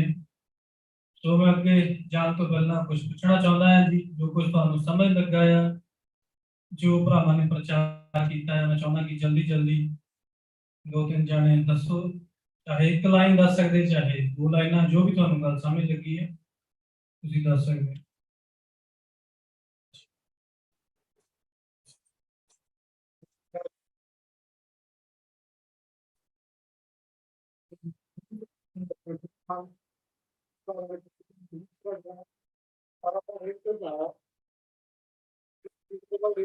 ਮਤਲਬ ਇਹ ਹੋਇਆ ਜੋ ਪਰਮੇਸ਼ਰ ਵਿੱਚ ਨਹੀਂ ਸੀ, ਕਿਉਂਕਿ ਆਪਣੇ ਆਨ ਹੋਣੇ ਕੰਮ ਕਰਦਾ ਸੀਗਾ। ਜਦੋਂ ਉੱਥੇ ਬਚਨ ਆਪਣਾ ਆਉਂਦਾ, ਬਚਨ ਸੁਣ ਕੇ ਚਲ ਜਾਂਦਾ ਸੀ ਔਰ ਬਾਹਰ ਜਾ ਕੇ ਉਹੀ ਕੰਮ ਕਰਦਾ ਸੀ ਜੋ ਪਹਿਲੇ ਕਰਦਾ, ਕਿਉਂ ਉਹਨੂੰ ਵਿਸ਼ਵਾਸ ਨਹੀਂ ਸੀ ਪਰਮੇਸ਼ਰ ਕੋਲੇ, ਪਰਮੇਸ਼ਰ ਤੇ। ਇਸ ਕਰਕੇ ਉਹਨੇ ਆਪਣਾ ਪਰਮੇਸ਼ਰ ਦੇ ਉੱਪਰ ਯਕੀਨ ਨਹੀਂ ਕੀਤਾ, ਵਿਸ਼ਵਾਸ ਨਹੀਂ ਕੀਤਾ ਸੀ ਕਿ ਪਰਮੇਸ਼ਰ ਮੇਰੀ ਮਦਦ ਕਰੇ, ਸਹਾਇਤਾ ਕਰੇਗਾ। ਨਹੀਂ, ਉਹ ਚਾਹੁੰਦਾ ਸੀਗਾ ਕਿ ਮੈਂ ਹੀ ਹਾਂ ਜੋ ਹੈਗਾ ਆ, ਕਿੱਥੋਂ ਬਚਨ ਸੁਣ ਕੇ ਬਾਹਰ ਚੱਲ ਜਾਣਾ, ਲੇਕਿਨ ਬਚਨ ਨਹੀਂ ਕੰਮ ਕਰਦਾ ਸੀਗਾ। ਕਿਉਂਕਿ ਜਦੋਂ ਰੇਤ ਤੇ ਘਰ ਬਣਾਉਣਾ ਕੀ ਮਤਲਬ, ਉਹਨੂੰ ਵਿਸ਼ਵਾਸ ਨਹੀਂ ਸੀ ਕਿਸੇ ਦੇ ਉੱਪਰ, ਪ੍ਰਭੂ ਯਿਸੂ ਦੇ ਉੱਪਰ ਜੋ ਬਚਨ ਦਿੱਤਾ ਹੈ, ਬਚਨ ਉੱਪਰ ਨਹੀਂ ਸੀ। ਕਿਉਂਕਿ ਉਹਨੇ ਆਪਣਾ ਰੇਤ ਜੋ ਘਰ ਦੇ ਉੱਪਰ ਬਣਾਇਆ ਸੀਗਾ, ਜਦੋਂ ਹਨੇਰੀ ਆਈ, ਮੀਂਹ ਆਇਆ, ਉਹ ਜਿਹੜਾ ਮਕਾਨ ਸੀ ਉਹਦਾ ਢਹਿ ਗਿਆ, ਮੀਂਹ ਪਾਣੀ ਹਟਾ ਕੇ ਲੈ ਗਿਆ, ਕਿਉਂਕਿ ਉਹਦਾ ਜਿਹੜਾ ਵਿਸ਼ਵਾਸ ਸੀਗਾ ਉਹ ਕੱਚਾ ਸੀਗਾ। ਉਹਦਾ ਵਿਸ਼ਵਾਸ ਕੱਚਾ ਹੋਣ ਦੇ ਬਾਵਜੂਦ ਉਹਦੀ ਜੋ ਅੰਦਰ ਸੀਗੀ, ਜੋ ਅੰਦਰ ਬਚਨ ਸੀਗਾ, ਉਹ ਬਚਨ ਦਿੱਤਾ। ਜੋ ਬੁੱਧੀਮਾਨ ਦਾ ਸੀਗਾ, ਬੁੱਧੀਮਾਨ ਜਿਹੜਾ ਆਪਣਾ ਘਰ ਬਣਾਇਆ, ਜੋ ਚਰਚ ਵਿੱਚ ਆਉਂਦਾ ਸੀਗਾ, ਹਰ ਵੇਲੇ ਪ੍ਰਭੂ ਦੀ ਸੇਵਾ ਕਰਦਾ ਸੀਗਾ, ਔਰ ਹਰ ਵੇਲੇ ਪ੍ਰਾਰਥਨਾ ਕਰਦਾ ਸੀਗਾ, ਔਰ ਆਪਣਾ ਧਰਮ, ਆਪਣਾ ਜੀਵਨ, ਆਪਣੀ ਜ਼ਿੰਦਗੀ ਪ੍ਰਭੂ ਯਿਸੂ ਮਸੀਹ ਨੂੰ ਦਿੱਤਾ। ਤੇ ਉਹ ਪਰਮੇਸ਼ਰ ਦੇ ਉੱਪਰ ਚੱਲਦਾ ਸੀ, ਉਹਨਾਂ ਤੱਕ ਚੱਲਦਾ ਸੀਗਾ, ਉਹਦੇ ਵਿਸ਼ਵਾਸ ਤੇ ਚੱਲਦਾ ਸੀ ਕਿ ਪਰਮੇਸ਼ਰ ਮੇਰਾ ਹੀ ਜੋ ਛਾੜਿਆ ਆ, ਪਰਮੇਸ਼ਰ ਦੇ ਉੱਪਰ ਚੱਲੂਗਾ ਤਾਂ ਸਭ ਕੁਝ ਮਿਲੂਗਾ। ਉਹਨੇ ਆਪਣਾ ਯਕੀਨ ਧਰਮ ਪਰਮੇਸ਼ਰ ਦੇ ਉੱਪਰ ਜਮਾਇਆ ਸੀਗਾ, ਇਸ ਕਰਕੇ ਉਸਨੇ ਆਪਣਾ ਮਕਾਨ ਪ੍ਰਭੂ ਸਟਾਰ ਉਹ ਮਤਲਬ ਸਟਾਰ ਇਹ ਮਤਲਬ ਹੁੰਦਾ ਪਰਮੇਸ਼ਰ ਦੇ ਉੱਪਰ ਵਿਸ਼ਵਾਸ ਕਰਨਾ, ਪਰਮੇਸ਼ਰ ਦੇ ਉੱਪਰ ਚੱਲਣਾ, ਪਰਮੇਸ਼ਰ ਦੇ ਕੰਮਾਂ ਨੂੰ ਕਰਨਾ, ਪਰਮੇਸ਼ਰ ਦੀ ਸੇਵਾ ਕਰਨਾ, ਵਚਨ ਪੜ੍ਹਨੇ, ਬਾਹਰ ਪੜ੍ਹਨੀ, ਪ੍ਰਾਰਥਨਾ ਕਰਨੀ, ਇੱਕ ਦੂਜੇ ਵਾਸਤੇ ਪ੍ਰਾਰਥਨਾ ਕਰਨੀ, ਕਿਸੇ ਵਾਸਤੇ ਕਰਨੀ ਆ। ਜੋ ਅੱਜ ਸਮਾਂ ਦਿੱਤਾ ਭਾਈ ਜੀ ਨੇ ਦੱਸਿਆ ਮਨੀਪੁਰ ਦੇ ਵਿੱਚ ਹਾਲਾਤ ਇਹ ਹੁੰਦਾ ਆ ਕਿ ਆਪਾਂ ਸਾਰੇ ਲੋਕਾਂ ਨੂੰ ਇਹੀ ਲੋੜ ਆ ਕਿ ਆਪਾਂ ਸਾਰੇ ਉਹਨਾਂ ਵਾਸਤੇ ਪ੍ਰਾਰਥਨਾ ਕਰੀਏ, ਕਿਉਂਕਿ ਜਦੋਂ ਬਹੁਤ ਜੇਲ੍ਹ ਦੇ ਵਿੱਚ ਕਹਿੰਦਾ ਨੇ ਕ੍ਰਿਸ਼ਨ ਨੇ ਉੱਥੇ ਜੇਲ੍ਹ ਵਿੱਚ ਜਾ ਕੇ ਉਹਨਾਂ ਵਾਸਤੇ ਬਾਹਰ ਪ੍ਰਾਰਥਨਾ ਕੀਤੀ ਤਾਂ ਜੇਲ੍ਹਾਂ ਚੰਗੇ ਚੁੱਕ ਰਹੇ, ਕਿਉਂਕਿ ਜੋ ਪਰਮੇਸ਼ਰ ਵੀ ਇਹ ਕਹਿੰਦਾ ਹੈ ਕਿ ਤੁਸੀਂ 2 ਜਾਂ 3 ਮੇਰੇ ਪੈਰ ਤੇ ਬੈਠੋਗੇ ਤਾਂ ਮੈਂ ਤੁਹਾਨੂੰ ਦੇ ਦੂੰਗਾ, ਔਰ ਕਿਸੇ ਵਾਸਤੇ ਤੁਸੀਂ 2-3 ਜਣੇ ਮੰਗੋਗੇ ਤਾਂ ਤੁਹਾਨੂੰ ਮਿਲ ਜਾਊਗਾ, ਕਿਉਂਕਿ ਮੈਂ ਹੀ ਮੈਨੂੰ ਬੱਚਿਆਂ ਚ तो थैंक यू, प्रभु ਤੁਹਾਨੂੰ ਆਸ਼ੀष ਦੇਣ ਜੀ ਬਹੁਤ ਹੀ। मैं चाहना कि ब्रदर गुरजीत जरूर दसन जी जो उन्होंने सीखा। हाँ जी, इस कुछ को ਸਾਨੂੰ ਵੀ ਸਿੱਖਣ ਨੂੰ ਮਿਲਿਆ ਕਿ ਉਹਦਾ ਕਹਿੰਦਾ ਕਿ ਧਾਰਮਿਕਤਾ ਜਿਹੜੇ ਕੰਮ ਆ ਕਹਿੰਦਾ ਮਨੁੱਖਾਂ ਸਾਹਮਣੇ ਦਿਖਾਵੇ ਨਹੀਂ ਨਾ ਕਰ, ਸਗੋਂ ਤੂੰ ਆਪਣੇ ਪਿਤਾ ਕੋਲ ਜਿਹੜਾ ਸਰਗ ਵਿੱਚ ਹੈ ਕਹਿੰਦਾ ਉਹਨੂੰ ਜੋ ਵੀ ਤੂੰ ਤੋਂ ਮੰਗ ਤੂੰ ਆਪਣਾ ਤੋਂ ਅੰਦਰ ਬਹਿ ਕੇ ਬਿਲਕੁਲ ਉਹਨਾਂ ਆਪਣੇ ਵਿਸ਼ਵਾਸ ਨਾਲ ਉਹਨਾਂ ਜੋ ਵੀ ਆ ਮੰਗ ਤਾਂ ਕਿ ਉਹ ਤੇਰਾ ਫਲ ਤੈਨੂੰ ਜ਼ਰੂਰ ਦੇਵੇਗਾ। ਠੀਕ ਹੈ, ਹਾਲੇਲੂਇਆ। ਔਰ ਜਦੋਂ ਵੀ ਕੋਈ ਕਹਿੰਦਾ ਤੂੰ ਪ੍ਰਾਰਥਨਾ ਕਰੇ ਤੇ ਪਾਪੀਆਂ ਵਾਂਗੂ ਨਾ ਕਰ, ਤੂੰ ਬਿਲਕੁਲ ਪ੍ਰੇਸ਼ਰ ਨਾਲ ਬਹਿ ਕੇ ਆਪਣਾ ਅਲੱਗ ਕਮਰੇ ਵਿੱਚ ਜਾ ਕੇ ਤੂੰ ਉਹਦੇ ਨਾਲ ਸਿੱਧੀ ਪ੍ਰਾਰਥਨਾ ਕਰ, ਨਾ ਕਿ ਲੋਕਾਂ ਮੂਹਰੇ ਆਪਣੀ ਚਰਚਾ। तो मैं समा ज्यादा हाँ वेस्ट करता हुआ अगे चलांगा जी, ध्यान दे नाल सुनना।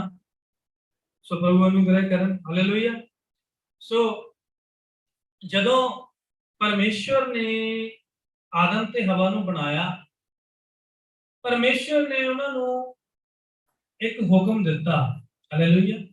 असी हम सब जन इन बातों को पढ़ चुके हैं कि परमेश्वर ने आदम और हवा को एक हुक्म दिया था। क्या हुक्म दिया था? कि एक मैंने जो दरख्त लगा दिया ना, बस इस दरख्त में से नहीं खाना, हालेलुया। बाकी सारा बाग तुम दोनों के लिए, ठीक है। जब परमेश्वर ने ये वाला हुक्म दे दिया, हमने पढ़ा कि हवा ने क्या किया। हवा सांप से बातें करती थी और सांप डेविल के द्वारा शैतान उस सांप को इस्तेमाल कर रहा था।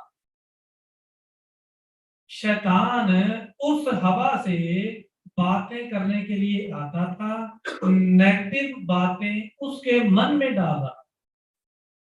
जो बातें प्रभु के वचनों से उल्ट थी, वो बातें हवा शैतान से उस सांप से सुनने के लिए जाती थी। हालेलुया। एक दिन क्या हुआ, धीरे वो बातें हवा पर काम कर गई। हवा ने जाकर उस फल को तोड़ लिया, खाया, अपने हस्बैंड को भी दिया। दोनों परमेश्वर की निगाह में बुरे बने। हालेलुया। दोनों को परमेश्वर ने बाग में से, अदन के वाटिका में से बाहर निकाल। अच्छा ध्यान से सुनना, क्यों ऐसे हुआ, इसका क्या कारण था जो पाप उनकी जिंदगी में आ गया। उसका एक ही कारण था कि हवा ने बातें की जाके शैतान से, जो नेगेटिव बातें, गलत बातें वो वचनों के विरोध में बता रहा था, परमेश्वर की वाणी के विरोध में बता रहा था, वह बातें धीरे धीरे हवा पर असर कर गई। हालेलुया। इसका मतलब गलती किसकी हुई? गलती तो हवा की हुई ना, जो बार बार उससे बातें करने जा रही है, उसकी बातों को सुनने के लिए जा रही है। जब वह गलत बातें सुन रही है तो गलत बातों ने असर तो करना ही, चाहे परमेश्वर ने क्यों नहीं मना किया। देखो सोचण वाली गल वा, रब उतर के आ गया सामने, आदम ते हवा खड़े आ, उन्हां नूं कहंदा पिया, की कहंदा पिया भी बच्चिओ और दरख्त लग्या है, उतो फल ना खाओ। फिर भी खांदे पए।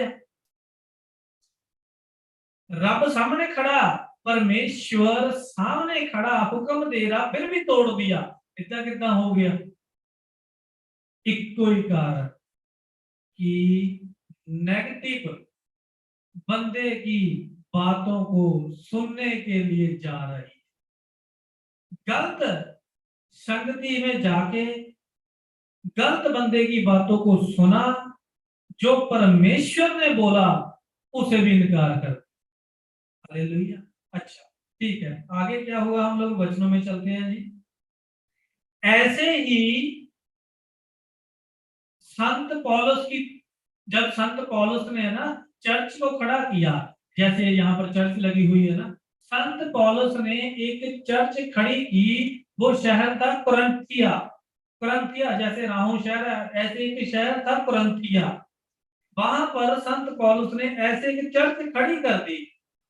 संत पौलुस चर्च को खड़ी करके, एक बंदे को खड़ा करके, जैसे हम लोग यहाँ पर देख रहे हैं। अच्छा, संत पौलुस आगे चले गए दूसरे शहरों में भी प्रचार करने कि यहाँ पर भी कोई चर्च बनाए प्रभु की, यहाँ पर भी कुछ सेवा करे। अच्छा हुआ क्या, जब संत पौलुस ने चर्च को खड़ा कर दिया, चर्च के सामने बड़े बड़े काम करके दिखा दिए, चर्च में मुर्दों को जिंदा करके दिखा दिया, लंगड़े भी चलाए, बीमारों को भी संत पौलुस ने ठीक किया। हमने पढ़ा है संत पौलुस ने बड़े बड़े काम किए, तो चर्च वालों ने क्या किया बाद में, जैसे ही संत पौलुस चले गए तो चर्च वालों ने क्या किया, और ये पढ़ते हैं गलातिया चैप्टर 1 उसकी 6 आई से 9 वर्ड। गलातिया चैप्टर 1 ओदी 6 तो लेके 9 तक, कोई भी पढ़ दो जी जल्दी जल्दी। गलातिया चैप्टर 6 उसकी चैप्टर 1 उसकी 6वीं से लेके 9वीं आई तक। हाँ जी पढ़ दो जी।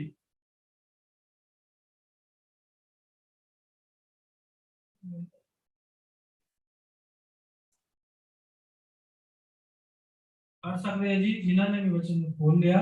गलातिया चैप्टर 1 और 6वीं तो 9वीं तक। हाँ जी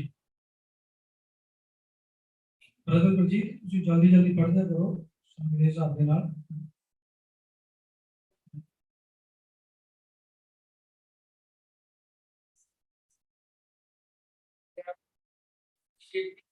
ਕਿਸੇ ਹੋਰ ਖੁਸ਼ਖਬਰੀ ਵੱਲ ਮਨ ਲਗਾਉਂਦੀ मैं हैरान ਹੁੰਦਾ ਹਾਂ। ਦੇਖੋ ਸੰਤ ਪੌਲਸ ਕੀ ਲੈ ਕੇ ਭੇਜਦਾ ਪਿਆ, ਧਿਆਨ ਦੇ ਨਾਲ ਸੁਣਨਾ ਜੀ ਨਾ ਵਚਨਾਂ ਨੂੰ, ਤੁਸੀਂ ਬਹੁਤ ਕੁਝ ਲੈ ਕੇ ਜਾਓਗੇ ਅੱਜ ਪ੍ਰਭੂ ਦੇ ਵਚਨਾਂ ਚੋਂ। ਸੰਤ ਪੌਲਸ ਕੀ ਕਹਿੰਦਾ, ਉਹਨਾਂ ਨੂੰ ਫਿਰ ਲਿਖ ਕੇ ਭੇਜਦਾ ਉਸ ਚਰਚ ਵਾਲਿਆਂ ਨੂੰ। ਕੀ ਲਿਖਦਾ, ਮੈਂ ਹੈਰਾਨ ਹੁੰਦਾ ਆ ਜਿਸ ਨੇ ਮਸੀਹ ਦੀ ਕਿਰਪਾ ਵਿੱਚ ਤੁਹਾਨੂੰ ਸੱਦਿਆ, ਐਨੀ ਛੇਤੀ ਕਿਉਂ ਕਿਸੇ ਹੋਰ ਖੁਸ਼ਖਬਰੀ ਵੱਲ ਮਨ ਲਾਉਂਦੇ ਹੋ।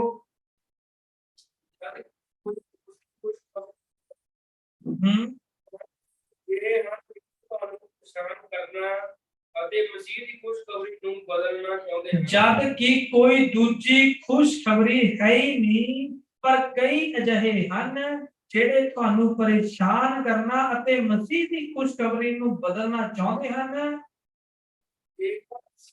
ਜਾਂ ਸਵਰਗ ਤੋਂ ਕੋਈ ਦੂਤ ਖੁਸ਼ਖਬਰੀ ਤੋਂ ਬਿਨਾਂ ਜਿਹੜੀ ਅਸੀਂ ਤੁਹਾਨੂੰ ਸੁਣਾਈ ਸੀ, ਕੋਈ ਹੋਰ ਖੁਸ਼ਖਬਰੀ ਤੁਹਾਨੂੰ ਸੁਣਾਵੇ ਤਾਂ ਉਹ ਸ਼ਰਾਪ। ਪਰ ਜੇਕਰ ਅਸੀਂ ਵੀ ਜਾਂ ਸਵਰਗ ਤੋਂ ਕੋਈ ਦੂਤ ਉਸ ਖੁਸ਼ਖਬਰੀ ਤੋਂ ਬਿਨਾਂ ਜਿਹੜੀ ਅਸੀਂ ਤੁਹਾਨੂੰ ਸੁਣਾਈ ਸੀ, ਕੋਈ ਹੋਰ ਖੁਸ਼ਖਬਰੀ ਤੁਹਾਨੂੰ ਸੁਣਾਵੇ, वो शराफत है।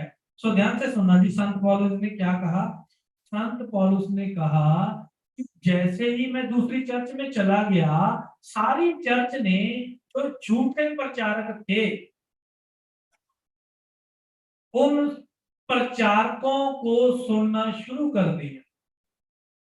क्या कर दिया, ਜਿਹੜੇ ਝੂਠੇ ਪ੍ਰਚਾਰਕ ਸੀਗੇ ਉਸ ਟਾਈਮ ਦੇ ਵਿੱਚ चर्च वालिया ने झूठे प्रचारकों को सुनना शुरू कर दिया।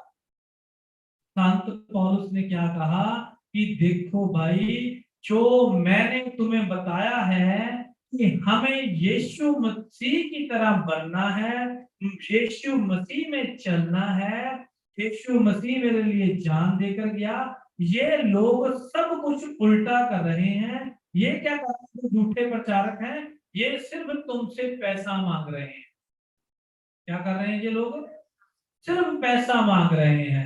हम लोगों ने तुम्हें कभी भी ये बातें नहीं सिखाई, हमने सिर्फ यह सिखाया है यीशु मसीह की तरह बनो। क्या बनो, संत पौलुस की कहता कहता ਅਸੀਂ ਸਿਰਫ ਤੁਹਾਨੂੰ ਇਹ ਸਿਖਾਉਂਦੇ ਪਏ ਆ ਵੀ ਪ੍ਰਭੂ ਯੀਸ਼ੂ ਮਸੀਹ ਦੇ ਵਰਗੇ ਕਿੱਦਾਂ ਬਣਨਾ ਆ। ਤਾਂ ਜਿਨ੍ਹਾਂ ਨੂੰ ਤੁਸੀਂ ਸੁਣਨਾ ਸ਼ੁਰੂ ਕਰ ਦਿੱਤਾ ਝੂਠੇ ਪ੍ਰਚਾਰਕਾਂ ਨੂੰ, ਉਹ ਪ੍ਰਚਾਰਕ ਤੁਹਾਨੂੰ ਸਿਰਫ ਪੈਸਾ ਕਮਾਉਣ ਦਾ ਸਾਧਨ ਸਮਝਦੇ। अच्छा आगे चलते, दूसरा करंथिया चैप्टर 11, एक मिनट वेट करना। हाँ, पहला यूहन्ना चैप्टर 4 उसकी पहली आई, पहला यूहन्ना चैप्टर 4 उसकी पहली आई। हाँ जी, विश्वास ना करो तो आत्मिया नहीं परखो कि वो परमेश्वर तो हैं कि नहीं, क्यों जो बहुत से नवी संसार में निकल आए। संत पौलुस ने लिख के भेजा उन्हें, फिर से क्या भेजा कि मेरे बच्चों, हरेक एक प्रचारक नू ना सुनो, देखो ये बंदा परमेश्वर वल्लों हैगा या जां ये बंदा परमेश्वर दे वल्लों नहीं हैगा। जेड़ा बंदा तुहाडे कोलों पैसे मंगदा आ, जो भी प्रचारक, जो भी पास्टर, जो भी प्रॉफिट, जो भी अपोस्टल तुम लोगों से पैसे मांगता है, दसवांज दान ऑफरिंग मांगता है, वह बंदा परमेश्वर की तरफ से नहीं है। क्यों हवा शैतान के बहकावे में गई? क्यों हवा ने पाप किया? क्योंकि हवा ने नेगेटिव बंदे की बातों को सुना। क्या किया हवा ने? हवा ने गलत बंदे की बातों को सुना। संत पौलुस की कहता पिया आ भी तुसी भी उन्हां नेगेटिव लोकां दा प्रचार ना सुनो, उन्हां दी संगति ना करो, नहीं तो तुसी भी भरमा ले जा। तुसी भी की हो जाना है, तुसी भी भरमा हो जाना है, तुसी भी ठोकर खा जानी है, तुसी भी सच तो परे हो जाना। उस टाइम पता की चल रहा सीगा संत पौलुस दी बात नूं? संत पौलुस के समय पर क्या चल रहा था? जो भी पास्टर थे ना, वो क्या कर रहे थे? वह लोगों को जब प्रचार करते थे, वह कहते थे कि जो संत पौलुस है वो इसलिए पैसे नहीं ले रहा क्योंकि ये सिर्फ एक आम इंसान है। क्या है ये तो एक आम इंसान है, मूर्ख है, ये आम इंसान है, ये कोई पास्टर नहीं है, कोई अपोस्टल नहीं है संत पौलुस, इसलिए ये पैसे नहीं लेता। हम लोग पास्टर हैं, हम लोग अपोस्टल हैं, इसलिए हमारा अधिकार है तुमसे पैसे लेने का। देखो जो साफ वचन में लिखा हुआ है, देखना दूसरा ग्रंथिया चैप्टर 11 उसकी 7वीं आयत को देखना जरा। दूसरा ग्रंथिया चैप्टर 11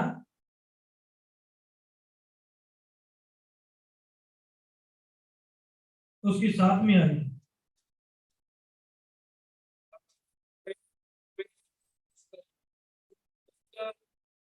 अपने आप को नीविया कीता ਤਾਂ ਜੋ ਤੁਸੀਂ ਉੱਤੇ ਕੀਤੇ ਜਾਓ ਕਿ ਮੈਂ ਇਸ ਦੇਹ ਵਿੱਚ ਕੋਈ ਪਾਪ ਕੀਤਾ।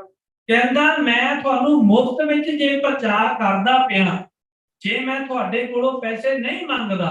ਦੇਖੋ ਸੰਤ ਪੌਲੁਸ ਲੈ ਕੇ ਭੇਜ ਰਿਹਾ ਕਰੰਥੀਆਂ ਦੀ ਚਰਚ ਨੂੰ, ਜੇ ਮੈਂ ਪੈਸੇ ਨਹੀਂ ਮੰਗੇ, ਜੇ ਮੈਂ ਤੁਹਾਨੂੰ ਮੁਫਤ ਵਿੱਚ ਪ੍ਰਚਾਰ ਕੀਤਾ, ਮੈਂ ਕੋਈ ਪਾਪ ਕਰਤਾ? जे मैं आप कहता काम किया दिन रात, आप टुट टुट के सेवा की, या मैं कोई पाप करता? संत पौलुस को वो क्या कह रहे थे कि भाई ये बंदा कोई पास्टर नहीं है, कोई अपोस्टल नहीं है, ये दास नहीं है, इसीलिए ये पैसे नहीं मांग रहा। हम लोग दास हैं, हम लोग पास्टर हैं, हम लोग प्रॉफिट है, इसीलिए हमारा अधिकार है। संत पौलुस ने पता क्या लिखा है? इसकी पहली आयत पढ़ लो, पहली आयत।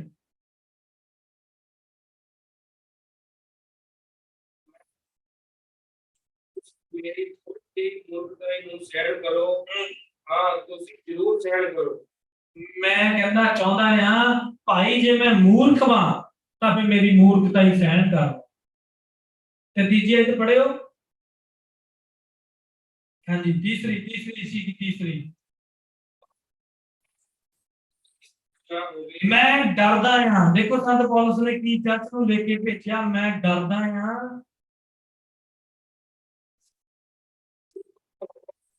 ਨਾਲ ਹਵਾ ਨੂੰ ਘੁਮਾਇਆ जितना सप ने हवा ਨੂੰ ਭਰਮਾ ਲਿਆ ਸੀ। ਸਾਥ ਜੋ ਤੁਸੀਂ ਵਿਗੜ ਜਾਓ, ਤੁਹਾਡੇ ਮਨ ਵੀ ਕਿਤੇ ਵਿਗੜ ਨਾ ਜਾਣ। ਜਿੱਦਾਂ ਸੱਪ ਨੇ ਹਵਾ ਨੂੰ ਭਰਮਾ ਲਿਆ। ਕਿਉਂ ਭਰਮਾ ਲਿਆ? ਕਿਉਂਕਿ ਹਵਾ ਉਹਦੀਆਂ ਗੱਲਾਂ ਸੁਣਨ ਚਾਹੁੰਦੀ ਸੀ।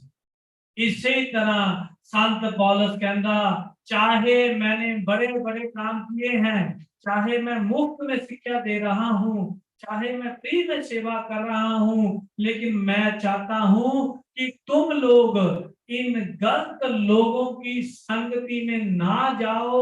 कहीं ऐसा ना हो जैसे शैतान ने हवा को भरमा लिया, ये वाली चर्च, ये संगतियां तुम्हें भी भरमा लेगी।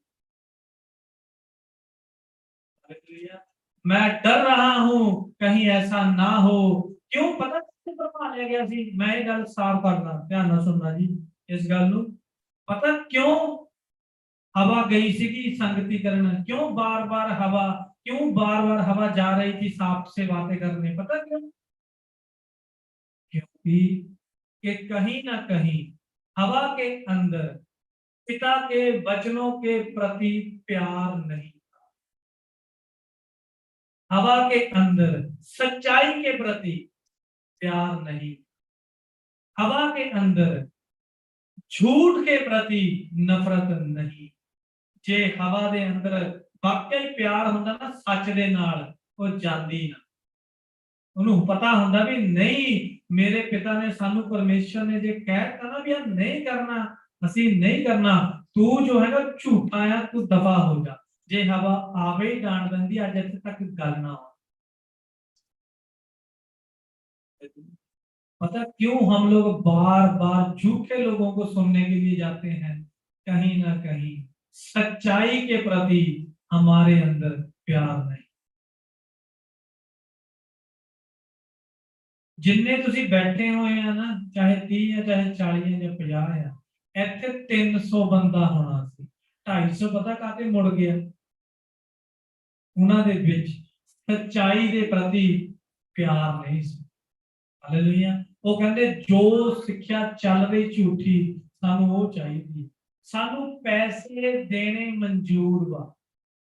पता 250 लोगों ने मुझे कि हमें दसवांज, ऑफरिंग, पैसा देना मंजूर है, लेकिन शिक्षा वही चाहिए जहां से आशीष मिलने का, ऊंचा होने का पता चले। कैसे ऊंचा, कैसे फॉरेन का रिश्ता मिलेगा, कैसे फॉरेन में जाना, कैसे मैंने बड़ा होना है। पौलुस कहता मैं डरता हूं।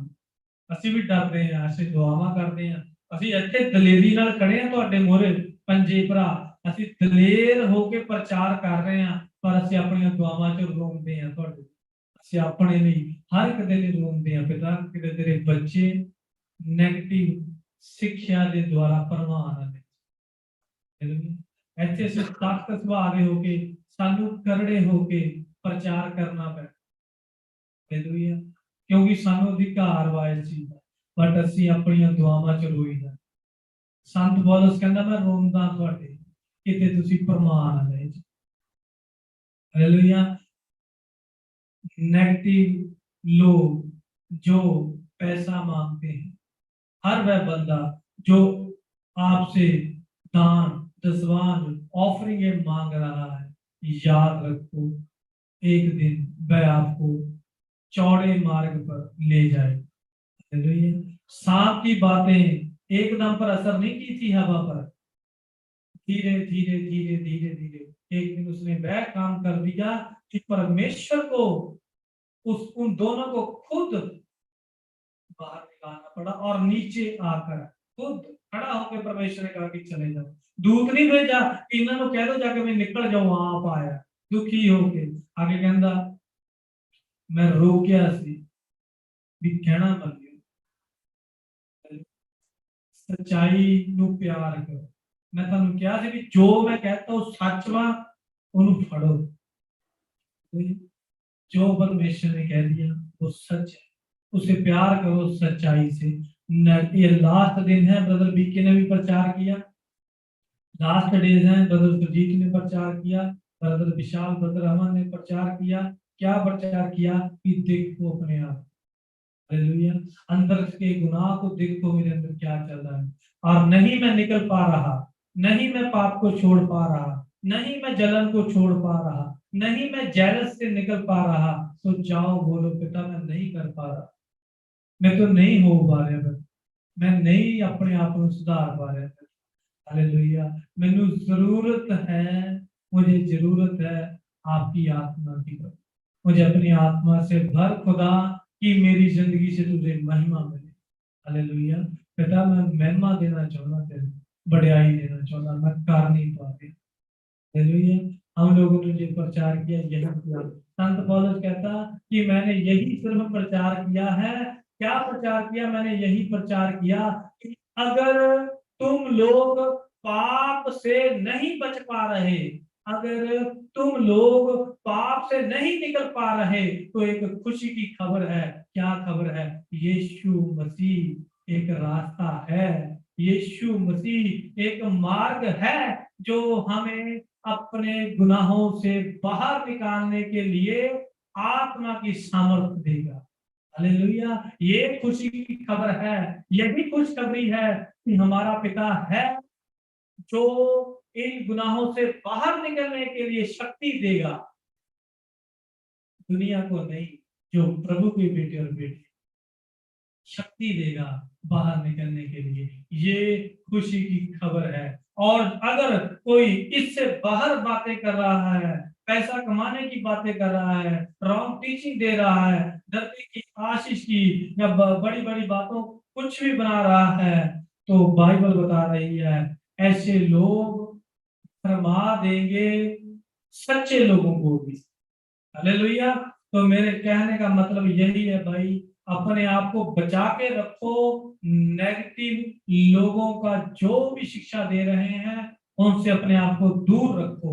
मैं जो भी करने, चाहे गवाहियां चल रही हैं, चाहे बड़े बड़े चमत्कार दिखाए जा रहे हैं नेट पर, कुछ भी है, लेकिन ये सिर्फ नेट पर है। अंदर जाके देखो, साथ मिलकर देखो, पता चलेगा कि जिंदगी क्या है। हालेलुया। सिर्फ दिखावा चल रहा है। अपने आप को बचाओ। शैतान भूत बन के नहीं आया था हवा के सामने, हालेलुया, सांप के रूप में आया था। प्यार के कितनी अच्छे हैं, कितने भाग सुंदर हैं। अरे तुम तो सब कुछ तुम्हारा ही है, ये वाला भी तुम्हारा ही है, पेड़ क्यों नहीं खाते? ऐसा नहीं कुछ भी होता, खा सकते हो तुम लोग। हालेलुया। ये जो दास भी आएंगे, ये भी एक स्वर्गदूत के रूप में ही आएंगे। नहीं नहीं, सब कुछ हो जाएगा, डरो नहीं, परमेश्वर ऊंचा कर देगा, परमेश्वर आपको माफ करेगा सारी गलतियां, कोई बात नहीं, बदी माफ है, गुनाह माफ है, सब कुछ माफ है, कर सकते हो।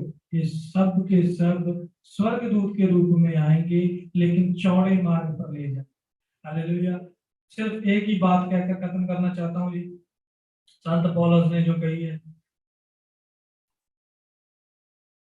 दूजा ग्रंथिया चैप्टर 11 33 आयत ਨੂੰ ਇਹਨੂੰ ਦੁਬਾਰਾ ਪੜ੍ਹ ਦਵਾਂਗੇ ਜੀ। ਜਿਹੜਾ ਜਲਦੀ ਪੜ੍ਹ ਦੋ ਜੀ ਉਹ ਪੜ੍ਹ ਸਕਦੇ ਆ।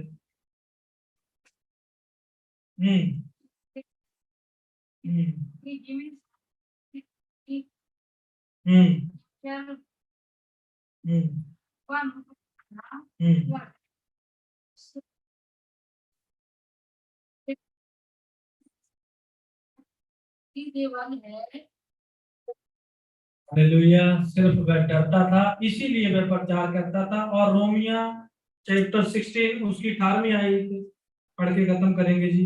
रोमिया चैप्टर 16 ਉਹਦੀ 18 आयत।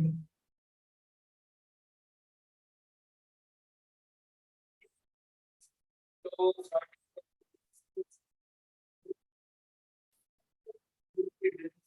ਕਰਕੇ ਹਨ ਅਤੇ ਚਿਕਨੀਆਂ ਚੋਪੜੀਆਂ ਗੱਲਾਂ ਨਾਲ ਭੋਲਿਆਂ ਦੇ ਦਿਲਾਂ ਨੂੰ ਠੱਗਦੇ ਹਨ। क्यों जो इस तरह ਦੇ ਲੋਕ ਸਾਡੇ ਪ੍ਰਭੂ ਯੀਸ਼ੂ ਮਸੀਹ ਦੀ ਨਹੀਂ ਸਗੋਂ ਆਪਣੇ ਢਿੱਡ ਦੀ ਸੇਵਾ ਕਰਨ ਲੱਗੇ ਹੋ ਆ, ਅਤੇ ਚਿਕਨੀਆਂ ਚੋਪੜੀਆਂ ਗੱਲਾਂ ਨਾਲ ਭੋਲਿਆਂ ਦੇ ਦਿਲਾਂ ਨੂੰ ਠੱਗਦੇ।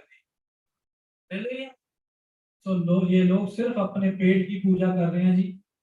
कलीसिया के लोगों को सिर्फ कमाई का साधन बनाया हुआ है जी, और कुछ नहीं है। तो ऐसे लोगों की शिक्षा से दूर रहो। ऐसे लोग जो कुछ भी नेट पर, टीवी पर चलाएं, उनसे दूर रहो। इससे अच्छा है परमेश्वर के साथ समय निकालो, प्रभु के साथ संगति कर लो, प्रभु का कोई वचन पढ़ लो, प्रभु के साथ बैठ जाओ, इससे हजारों गुना बेस्ट है। हालेलुया। अदरवाइज देखो, वो इतना बड़ा महान संत बंदा बोल रहा है, एडा बड़ा महान संत बंदा कह रहा है, संत पौलुस कहता भावें मैं चमत्कार करते, भावें मैं लंगड़े चलाते, भावें मैं मुर्दे ठीक करते, फिर भी मैं डरदा हां किते झूठी शिक्षा सुन के तुसी भरमा ना जाओ। तो इससे अच्छा है भाई झूठी लोगों से, झूठे प्रचारकों से। झूठे प्रचारकों की एक ही निशानी, जो मांगता है, हालेलुया, जो मांगता है वो झूठा है भाई। जो भी जितना मर्जी बड़ा हो, जितनी मर्जी भीड़ हो, उससे जो मांग, ऐसे लोगों की शिक्षा से दूर रहो। प्रभु अनुग्रह करें जी। तो धन्यवाद हो, प्रभु आपको आशीष दे। सो मैं चाहता हूँ कि आगे का समय ब्रदर अमन के हाथों में देंगे जी। ब्रदर अमन आपको लीड करें। एक सेकंड के लिए मैं नेट को ऑफ करूंगा और ये कैमरा प्लीज की तरफ कर दूंगा ब्रदर अमन।